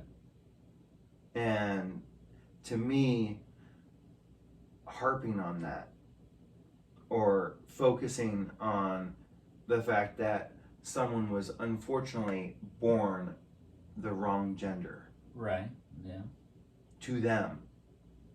But he didn't realize it till he'd gone all the way through his development of testosterone and had fallen into the 200s of We the don't rankings. we don't know the societal or the familial backstory of all of this. Right. I'm thinking of it from a physical standpoint. Yeah, we don't Yeah. know the pressures, the personal pressures. Right. We don't know what religion that Right. he was raised on. We don't know. I mean, excuse me. We don't know the entirety of this one human being's life. Right. And if you feel like you're female and you're transitioning, Mm-hmm. you're a female. But having grown to almost full figure as a male, jumping into people that have grown to full figure as female, So and one- doing once the same once you- sport, knowing that you have a leg up. it's not even really a leg up because the fact If the male times are better than the female times, so and you're jumping in within a year but or so, or no, within it's the she- amount of time she took that 2 your years off. testosterone has. she took 2 you know. years off and she was taking HRT, Uh-huh. and that is female estrogen. Right. So 2 years is enough to turn you completely. I'm not a scientist. Okay. Yeah. I'm not a doctor. I'm coming out a little aggressive. I'm sorry. Yeah. I'm sorry. Yeah. My thing is if you want to play a sport, if you want to compete, and you have enough gumption to get up there and do it, fucking compete. And it's up to your other racers to deal with it.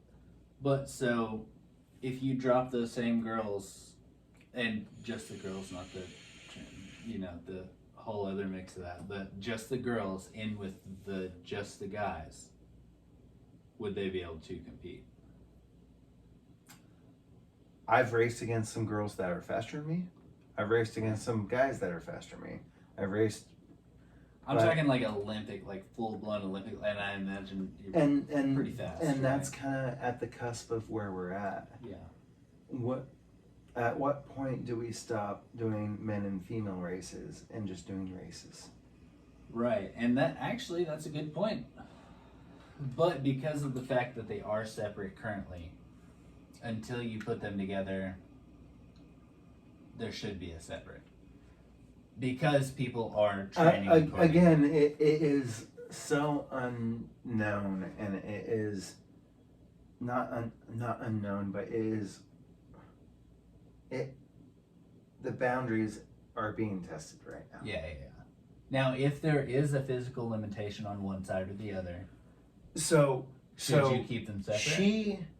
She has to go through testing every single race. Right. And she gets hormone testing. She gets tested for testosterone, and if it ever spikes above a certain limit, right, she's disqualified.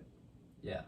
Well, she's already her testosterone bigger levels, than the other racers. Her testosterone levels are the same within the last 2 years. Within the last 2 years. Yeah, but for the last 6 or 7 years since she hit puberty as a male. Before that, did I say that correctly? Well, okay, so she's also lost. I think the article said something like 30% of her muscle mass, right, because of going on hormones. Okay. So she's given up a lot. Mm-hmm. Not to mention the emotional and physical aspect of changing. So you can't say that they were just doing it. She was just doing it for it is that, such a complex transition that for us to say, no, that's a male, shouldn't be competing, I think is very wrong. Yeah. Well, if I were to put, I guess, just like a statement out there, like maybe, but I also don't want, like, I don't believe in kids like making that decisions for themselves. You know what I mean? Like, that's a big thing that's going on now. It's like kids at 8 or 9, 10, even until you hit puberty. I don't think I did. Like, nobody fucking knows. Like, I was told I was a boy and everything, but I grew up around girls, so it was always, kind of we were always the same thing either way. So that is definitely a very, very hot topic. It should never be so concrete that they have to make that decision, though, right? Like, I grew up in, I was the boy of the family, but I had 5 sisters, so, it was always, me and my sisters. We were always kind of the same, but, I had, different duties, you know what I mean? Mm-hmm. But it was, physically, growing up, we're all basically the same, and it's, at a certain point, I guess that changes, whenever you start getting your hormones in and things like that. I guess you kind of go different ways, but it's, until you hit that point, fucking kids are kids. We're basically aliens, you know what I mean? But there are people, there are kids, I think it might be more the kids, getting, a little bit too much information and trying to make that decision, and then the parents are like, well, if you want, so yeah, okay. I don't know what the I don't know what the ages of the people that are doing this are either. So I'm just kind of talking out of pocket here. I'm a little drunk. I'm just trying to poke the bear from my experience and what I've read about and what I've looked into. I don't have kids. Mm-hmm. I don't have one that was born with a female gender but identifies as male. Or vice versa. I know that is such a hard thing to do, and not only that, but just to bring up to your parents. Yeah. So if it's different from like if- even being if gay. kids- Like I feel like that's a if totally kids different... have the wherewithal Mhm. to know themselves At at 8 what- or 9, Yeah. because there are some that know and have known all the time, and then there are some that don't know. Again, I don't know. I it's feel a- like every 8 and 9-year-old, any decision they make is not really even their own, because they're so impressionable at that point. but They're more impressionable than they are themselves. okay, so they are impressionable, but they still have a say. I don't think so, dude. Really? No, not in a certain sense. So they're not human beings at that They point. are in time. absolutely human beings, but are you gonna let them vote? No. Right? Because they can't make complex decisions like that, so we're gonna let them choose what they buy, like But- what. And no, and Is that's it a not what I'm saying. complex decision? No, that's not what I'm saying. Is like they can make that decision, but I don't think you should start changing their anatomy But- based on that. You know. Okay. But also, like, what at what I'm point boiling are you this too down far to gone? Like, is it yeah. a decision, or do they just know? Or That's they? a good question. Is it a decision? Majority of trans people, it's not a decision.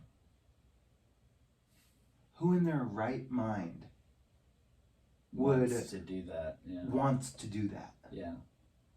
Do you know how hard it was to stay in the closet for 30 years?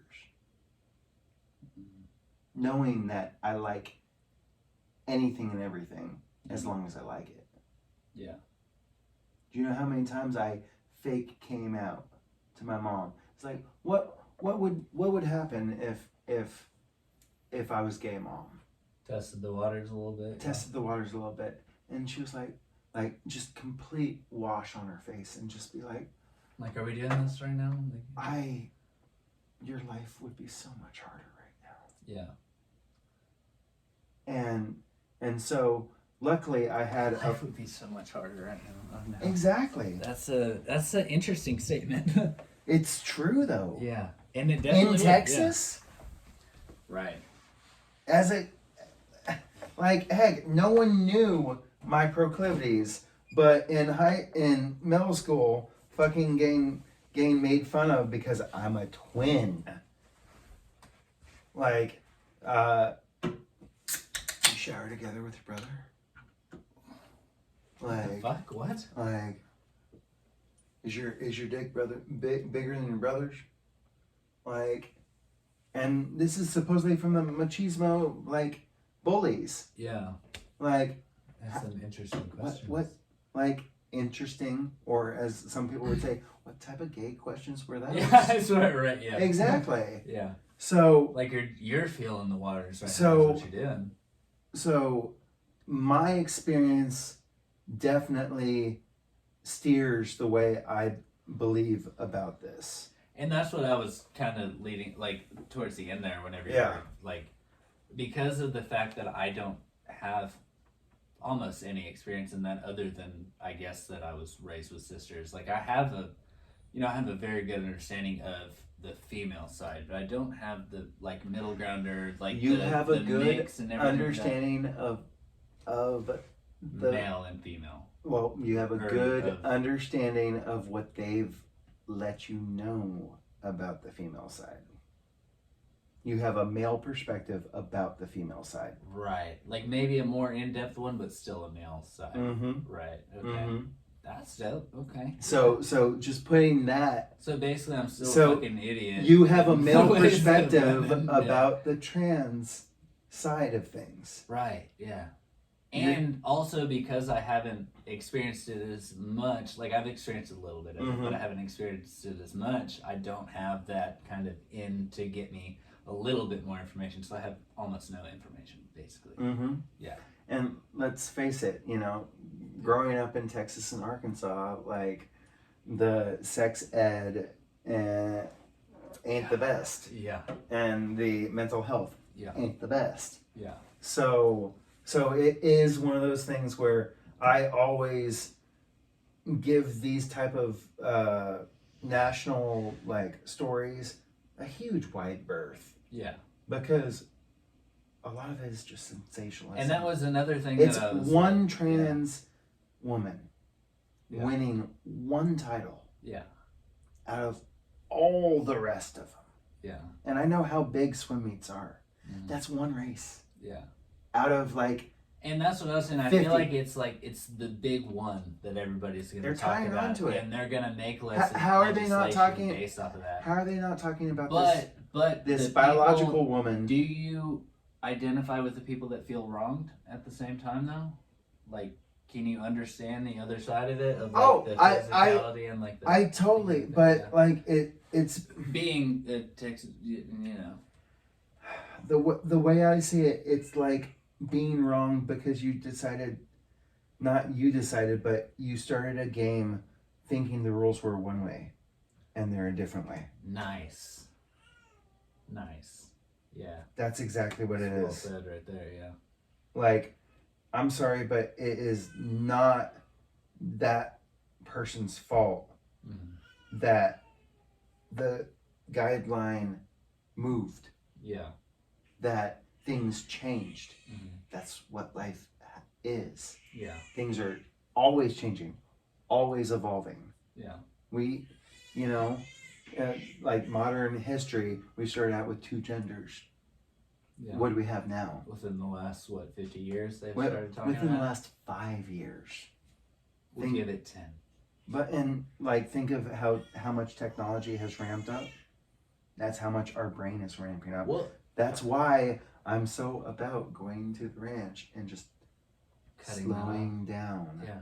Because it is a lot. Yeah. It is a lot. Yeah. And it's very hard, like me being so would you say that like these transgender issues and like the different like pretty much everything in like the LGBTQ community has been pushed so quickly to the forefront that it's hard for the other or for anybody to fucking understand? That it's polarizing and it's like people are like sticking to things, but it's like because of the way that like technology is running, it's like everything's getting pushed so fast to the forefront, like you have to pick a side. Potentially. Yeah, but I feel like also we're kind of ramping up with it. Like I'm having these conversations with you. Like I hope other people are having these conversations. And, at the end of the day, things, like, I hope people are realizing that some people are nothing is one or the other. Yeah. Like, nothing is right or wrong about this. It just is. Well, I'd like to say that nothing's really right or wrong about most everything. Things. Mm-hmm. It's all fairly situational, but at the same time, there are, and also even if it is situational, there is a right and wrong. And that's another thing. Where your another focus. That's where your like judgment comes into play. Is at the end of the day, she didn't break any of the rules. Yeah. Right? Yeah. Yeah. But was she playing on an archaic system to break into a certain area and just win gold? And we're about to time out, and I hate that I did that to you. You know, sometimes it happens. Yeah. But I don't think she did it.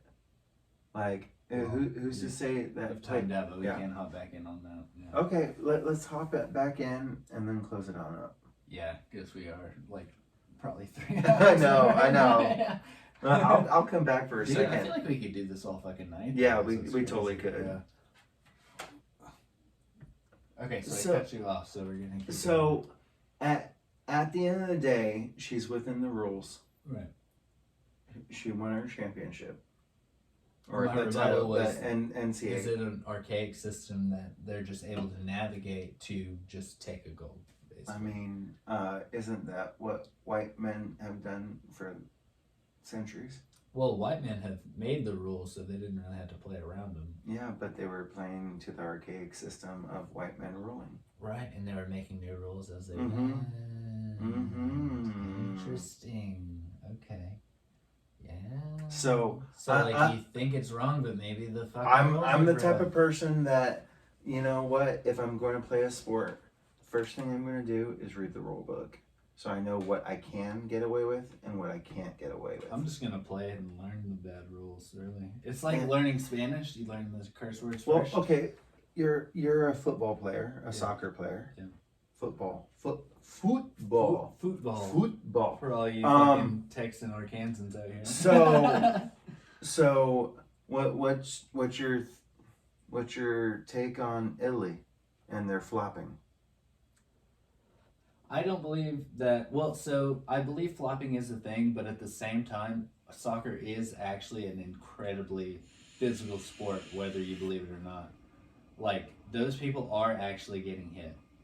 And at the same time, I've taken hits and not flopped around like a dead fish. Well, right. But if you can draw, it's the same thing as like taking a charge in basketball. Which basketball I don't really respect. I don't believe in flopping, so that's right. That's one thing. Like, I never drew the foul. Like, I was the guy getting the foul. You know, like, so if I get fouled hard enough that I call a foul, I call the foul. I understand where they're coming from, and it's the same thing as like skating. There was like you learn the rule book and being like, okay, so if I run into this guy and he happens to drop his shoulder and I fall down, then it's a fucking foul on him. That's what they're doing. Yeah, so they're learning the rules, taking them to their advantage, and then falling down right there. Mm-hmm. Yeah. So yeah, I see where at you're the going end of the with day, there's nothing wrong with that. Yeah. It's all within the guidelines. Yeah, and legally, like, I mean, technically, the ref does have to give you that foul. Mm-hmm. Yeah. Same thing with the charge in basketball. Like, dude, I've actually been watching a little bit of basketball recently, just because Arkansas is in like the final 8 or whatever the fuck here recently, and like go Razorbacks. Yeah, go Razorbacks. Woo, pig. Woo! Yeah, yee. And I've been watching a little bit of it, and I still can't get behind it because I still think it's kind of a pussy sport. But also, I get my ass beat every time I play. So, like, maybe I'm just talking shit. I played basketball for a long time. Mm-hmm. I enjoy it. Yeah. Primarily because I was better than my twin brother at it, and it was like you seem to enjoy things that you're better at your twin brother at. Yeah. Majority of things. I was about to say, is there anything your brother's better at than you? Can you give him something? Give him something.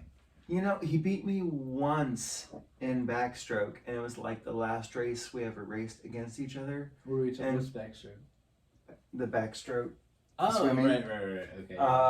And he still brings it up to this day, but it's one race out of like hundreds, so I'm okay with that. Okay, cool, yeah. I'm okay with that. Every dog has its day. You know, yeah, exactly. But, you know, it's one of those things where we will never know 100% what is going on in her brain. Yeah. And at the end of the day, you can totally tell a born female. Yeah. Someone that looks like a female. Yeah. That she's not. She was definitely more feminine than I would not have like been like this, just a straight up like grown ass old man. As a swimmer that has seen swimmers. Yeah. And has been around swimmers like, look at Sydney my entire and life. Like it's and that girl that she looks like a female swimmer. Yeah. Most female swimmers are Would you flat say chested. Longer. She is definitely way taller. Yeah. Which, I mean, but imagine you were a full grown. But like, the people that do USA longer. swimming, that do club swimming, that actually swam in college, they look like that. Now, what was this? The NCAA tournament or something? It was an NCAA title that she won. So, you know, it's one of those things. She followed all the rules. Mm-hmm. She passed all the tests. She took 2 years off of competing. Do you think and 2 years off of school. Probably. Yeah. Okay. Hopefully most of them do. I feel like most swimmers would. Yeah. Why not? Increases your lung capacity. Like, we're already crazy enough. And I'm the amount of chemicals that are put into pools that are absorbed into swimmers' bodies, there's a reason why all swimmers are slightly off. Yeah. Chlorine, bromine, even saltwater pools. Yeah. You're getting fucked up about some fluoride in your drinking water. If my hair turns green, For me, What else is it doing to my body? Yo. Whoa. Cheers to Seriously. that, yeah, we're cheersing our fucking babes at this point. Do you still have a drink? Yeah, I still have a drink. That's okay. There we go. I had to crack a milk because it's all So- left. She's within the guidelines. She's living her best life, living her truth. Who am I to say, I'm so sorry, you don't deserve this? Because she's putting in the effort. There's no way someone transitions and doesn't work out and win. Right, but still at the same time, the girls did the same thing. Mhm. They did it to the best of their ability. Mm-hmm. This, But they didn't beat her. well, she couldn't beat the men that she was competing against when she was a legitimate male. But this is all hedging your bets on the fact that she transitioned just to win. Well, maybe, I guess, but whenever you're within the 200th, like, Why, competing why, range, why would someone put themselves through as, like, raise your risk of being well, if you killed? continue to skate those rules, you could be a fucking Olympian. But why would someone... You could be the first trans male or trans woman Olympian, almost based on a technicality, So, with a little asterisk next to your name, but who gives a fuck? but again, why would someone go through all that effort? Why would you not? But- If you already had the predilection, but you also knew, But, so you were already ready to transition to female. mhm. You were already faster, stronger than any of the females in that area. And you knew that you could hop in there, learn all the rules, win the race, get your gold, and then continue on that same path. Why would you not take that path and smoke everybody in the competition because you're already better? Who is that competitive to change their sex? Maybe her. I don't know. That's the Again- question that again, I'm raising. right there. Again, the probability of that... The probability, but people are fucking crazy. Yes, Yes. they are. But I'm sorry. The life risk. The The social outcasting. the and social things like that, outcasting. The fact that trans people But- are so, like, not just death, but being beat up, Now being you accosted. you are keeping in mind that this is a normal, sane person. It's a human being. But not all human beings are fucking sane. No, I'm not saying that. people. Right. But so I'm just imagining. I'm just putting Okay, this out here. I know, Yeah. but what I'm saying is Imagine that they're not is- that sane, and is- they just want that gold. when you make decisions and make stances on the 0.01% chance that I don't think that it's he 0.01. that he is an absolutely competitive asshole that will change his sex to win. Mhm. No, I don't think it's 0.01 on that percentage. really. No. You think No. there's more than 0.01% people out there that No, would change no. their sex? I'm thinking in To that win a particular race. Instance, well, 0.0, like, what are the percentage of people that even fucking swim, right? So, okay, yeah. I Competitively, right. threw out an arbitrary There's number. a small number there. Yeah. Small number. Yes. But I really do not think the majority of males that No, are but competitive we're also in a would- different time where things are changing. There's somebody that's gonna take that leap. Somebody's gonna take that leap and hit that spot and take that goal. And they might be made out to be the asshole for it. So Or she. my they- I said they, my right? my thoughts are based on empathy and compassion. And if someone wants to take advantage of that, go right ahead. Yeah. Because it's reserved for the people that need it. Well, there are people out there that are taking advantage, and There are. But it's very few compared to the ones that actually need that empathy and compassion. right. And I like that you're going for that. Like at the end of the day, And also, at the I same want time, people to I live like their that best even lives. like we don't know anything about her. Yeah. We don't know anything about her. I mean, I haven't done like any research. All I've seen is like social media. That's why I wanted to bring it up, because I wanted to just get like a completely shielded opinion of like the odd, like you gave me the odds of it, like your opinion of the odds, which my opinion of the odds, the low of it, which is crazy. And like coming from where I'm coming from is like, I understand people are a little bit like, I don't know. I grew up around a lot of people that would do I do know this to get whatever. I do know this word, this statistic for a fact: 30% of all trans women are attacked. Attacked, like just being out on the street, like, yeah, for being themselves. Right, but these aren't full blown famous ones either. No, it's just random. Right, but it has made her incredibly famous, very well protected. Not necessarily. I would think more so than not. She doesn't have security 24/7. No, but she's a well-known face. If something happens to her, there's going to be a full-blown court case. There's going to be all this stuff. So that's a protection in itself. If they find her. And they will. Or they'll be looking for her either way. But finding a body. Most people in this day and age are not about to try and... So you're going to the percentage of people that would murder somebody. There's a lot of people that would murder people for transitioning. No, I don't know. Well, murder? Murder / well-known, attack. Very well-known people. I'm just saying the numbers are there. They are attacked more frequently than any other demographic. So then we apply that same... They are murdered over every other demographic, because it is one of those things that it's a stigma. Yeah, well, it's like gays in the 80s when they were drugged behind fucking pickup trucks by their dicks and stuff like that. Fucking happened. Yeah. Yeah. And primarily I am a member of the LGBTQ community that is just scared of the way we have been treated and the way we will be treated. Yeah.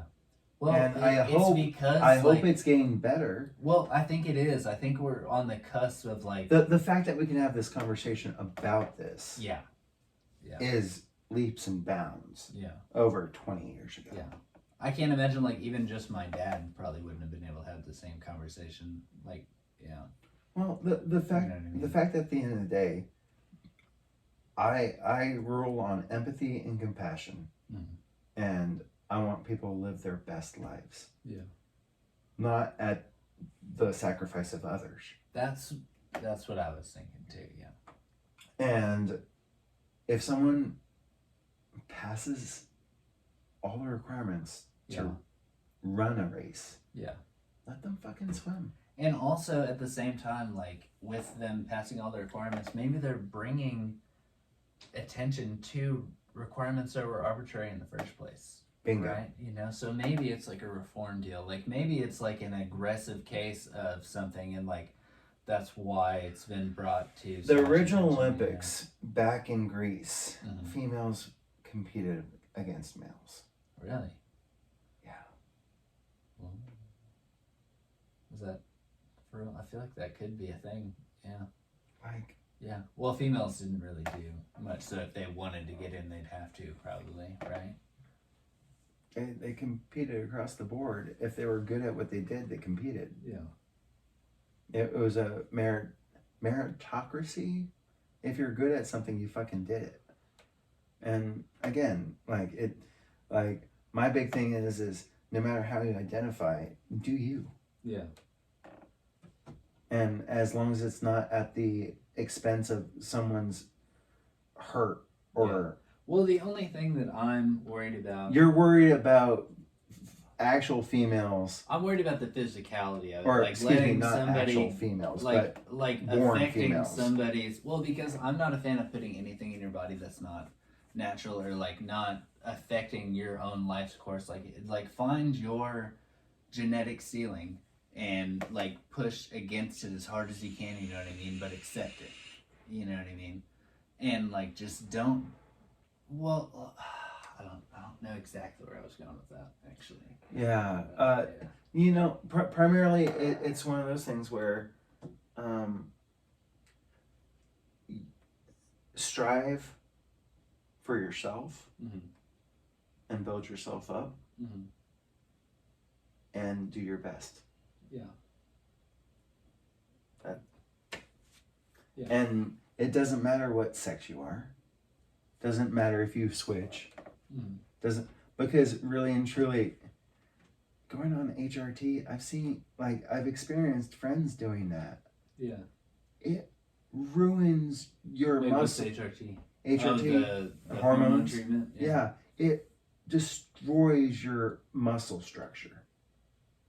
Well, because your body's like working on a totally different set of exactly. hormones that It's switching. It's switching your muscle structure from male to Is that female. good though?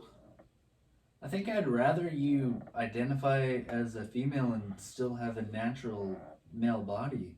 Well, but you also want to look the part. You know, you want to feel. You want to look like exactly. What you feel Like inside, the dysphoria between, like, dysmorphia between feeling female and looking at yourself and seeing what's a male. To say that a female shouldn't look like that at the same time, right? And like I feel like that's well, it's not a point I was trying to make or anything like that. But it's the point I'd like to make is like if you're just if you grow just don't change what's naturally supposed to be you. Like you were made the way that you were made, and like you're naturally supposed to be what you are. Some people don't identify with what they were made by. No, and it's not anything about your gender or anything like that. Like have your personality and like your sexuality and everything like that go whatever way you want, but just don't fuck with your physicality, because I don't feel like that's natural. And that shit could cause cancer. You don't fucking know, dude. It's so new. What doesn't cause cancer now? I swear to God, that's why I'm trying to cut out everything that I can except for alcohol. What doesn't cause cancer? Yeah. Like, at the end of the day, wouldn't you rather someone that identifies as female to be feel comfortable like for 50 years and then die of something that they did when they were 12? To be comfortable in their own body one day. Oh, okay. Yeah. That's the thing. That's nice. If you identify as female, and you never, ever look in the mirror and see yourself the way you feel yourself should be, how sad is that? Damn, dude. Well, think about you just brought this whole basically I've had very good days in my life, and they are what makes life worth living. You know, and it's that one. There are some people that just never have that. It's not a day they look in the mirror and they're like, "That's me. That's what I want. And this is where I'm at." Exactly. And so, if we have the technology and we have the science behind it for people to actually look in the mirror and smile at their true self, let's do it. Why not? That's crazy. Yeah. Well, and it's another thing for me. It's I'm always looking at the longevity of life, because of I'm happy with who I am, but what if you're not, dude? You just rather not. You know, and I mean, sorry to twist your perspective on actually, it, but some people aren't happy with the way they are. No, that's a very, very good point, because I haven't been happy with myself at times, and it's on those days, if that was every day for me, fuck that, bro. Fuck that. I would do anything. I would do anything. Imagine looking in a mirror and not identifying with the person looking back at you. Yeah. Well, but why can't you identify with the physical person you're seeing? But that's what I'm saying. It's more of it's a psychological thing more than anything. Sometimes but it's a dysmorphia thing too, and that's an actual disease. You can't. Yeah. You can't be happy with you. Yeah. So you feel like you have to change it. Something has to be done. But and that's what I grasp onto is if one person can be happier about themselves for one day, why not? That's a very good perspective. I'm glad I asked you about this, honestly. Yeah. Wow. I feel better having talked Good. about it, actually. Good. Yeah, that's very I do good. too. Yeah. Well, because, and like, that's one thing. I was talking to a guy at the bar today, and like, most of the people that you see at Boomer Jack's bar are, relatively, I don't want to say bigoted, but closed-minded old men. They're set in their ways. And it's like, I have to talk to these people, and I have to steer them away from certain conversations, but I'm not going to tell them to just stop. I did have to tell a guy to stop preaching at the lady next to him about God the other day. I was like, we are not talking about this at the fucking bar right now. You will be cut off right now if you don't stop. And he fucking kept talking about, like, you're not gonna change me, I'm not gonna change you, like, we're cool, like, are we cool, like, you just, and I was like, dude, get the fuck out of my bar. Yeah. And he went and sat at the other fucking bar. But it's like, I was talking to a guy today, very, very nice guy, just awesome. And he was telling me about the Masons, right? And I don't know anything about the Masons. I'm not going to say anything about the Masons. But from the way that he was painting it towards me was it's like a brotherhood. Like, it's just like a collection of people that have a like-minded view that go in a certain direction. Like, they know that wherever they go, there's somebody that has their back, kind of a deal. Mm-hmm. Sounds fucking awesome. I don't know anything behind the scenes behind that. That sounds good. It's kind of where fraternities were based upon. Yeah, right. And that's what George Washington was a Mason and things like that. Yeah. A lot of the founding fathers were Masons. More so than actually religious. He told me earlier that they hired the first teacher in Texas. The Masons did. Yeah. I've come across a lot of Masons. Majority of the Masons I've come across have been highly intelligent people that are always open for a different perspective. Yeah. Because it's something that they can learn. Yeah.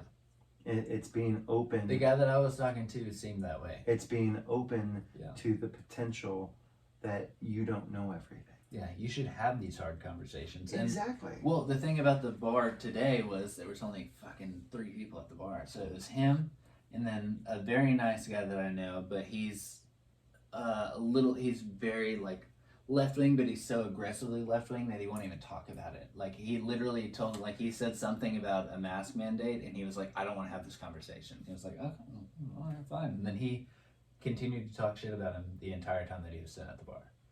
And he, like, the guy that I was talking to, he didn't, like, give a fuck or anything like that, but he was, after we were like, yeah, I mean, like, we could have just had the conversation.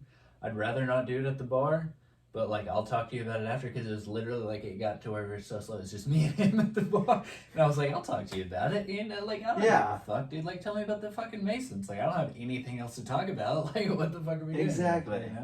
So. At the end of the day, it's just holding, again, empathy and compassion for others in your heart in every conversation that you have with another human being. Should be a learning experience. It should be a learning experience. We're all stuck on this rock, hurtling through space with no direction. Yeah. And we're getting passed by comments, like, super close. Have you, I just listened to a Joe Rogan podcast where he was talking to, who the fuck was it? He's a historian and an astrophysicist, and he was basically saying that asteroids the size, like, big enough to, like, cause a nuclear winter, at least, pass by with every other week. Oh, yeah. You know what I mean? Within enough that we should probably worry about it, but people aren't clocking them. Yeah. Because we know... and catastrophic world enders pass, like, every year, dude. We can calculate their trajectory, and we know they're not going to hit us. Not every one of them. Exactly. Yeah. But, it's, again, one of those things... It can end at any point. Oh, yeah. Yeah. Yeah. So, might as well make the most of it. Yeah. And just enjoy the company of others. Yeah. No matter who they are or what they are. Yeah. And get in touch with the earth. Get and mushrooms, that's like, that's the one thing I absolutely love about being back in Texas. is the fact that we can have these conversations. They don't do this in Seattle? No. Really? No, there's too many fucking social justice warriors out there. And this is coming from, like, one of the most liberal people you know. Yeah, that's what I'm saying. Like, you have a very good grasp of both sides, or Well, like of one side at least, and you have an understanding of the other. At the end of the day, we're all human beings. And we all have to live with one another. And I would much rather connect with people on what we both like and kind of know the certain areas where we disagree. Mm-hmm. But at the end of the day, you know, I'm here on this earth with you. Yeah. Let's get along. Let's break bread. Yeah. Let's have fun. Fuck else we're Let's gonna do? enjoy- Fight each other all the fucking time? It's tiring. It's tiring. Yeah. It's so tiring. What good has came from it? Population Nothing. control? I mean, Right. Yeah, that's not a good, by the way. I was just throwing that out there. population control. I totally believe in it. I No, believe in there's- it, dude. It's fucked There's up, dude. there's so many people on this planet.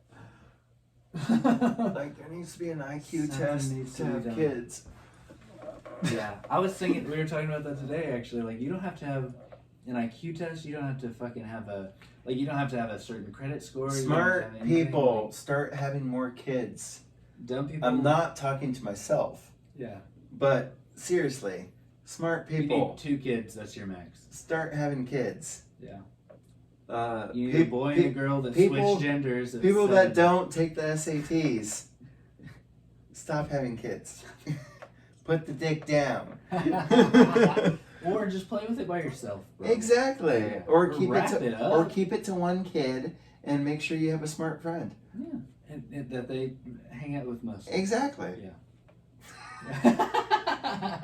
I think that's about as good a spot as anything. Yeah. on the podcast. Yeah, we're getting way too on PC. We're just getting fucking PC, yeah, so we're just gonna go and stop the podcast, but I think Oh, I'll be back for a second. definitely, dude. Oh, hell yeah. So we had a good time talking about, like, we got a good bit of your upbringing, and then we got into like some Yeah, actual, we like, haven't social even issues and stuff, we haven't like- even brushed the surface Like of I was saying earlier, I industry. think we could literally do this all night. Yeah. And just continue to compound. we on haven't itself, even you know? brushed the surface of my industry Yeah.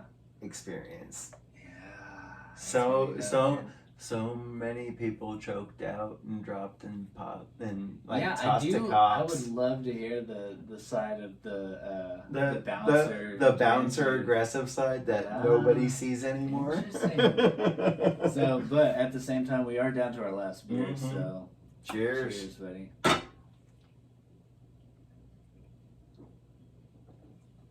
I feel like that probably sounded so crispy right there. Oh yeah, so crispy. And we're gonna end it on that. Dude, do we have like what, 2 hours?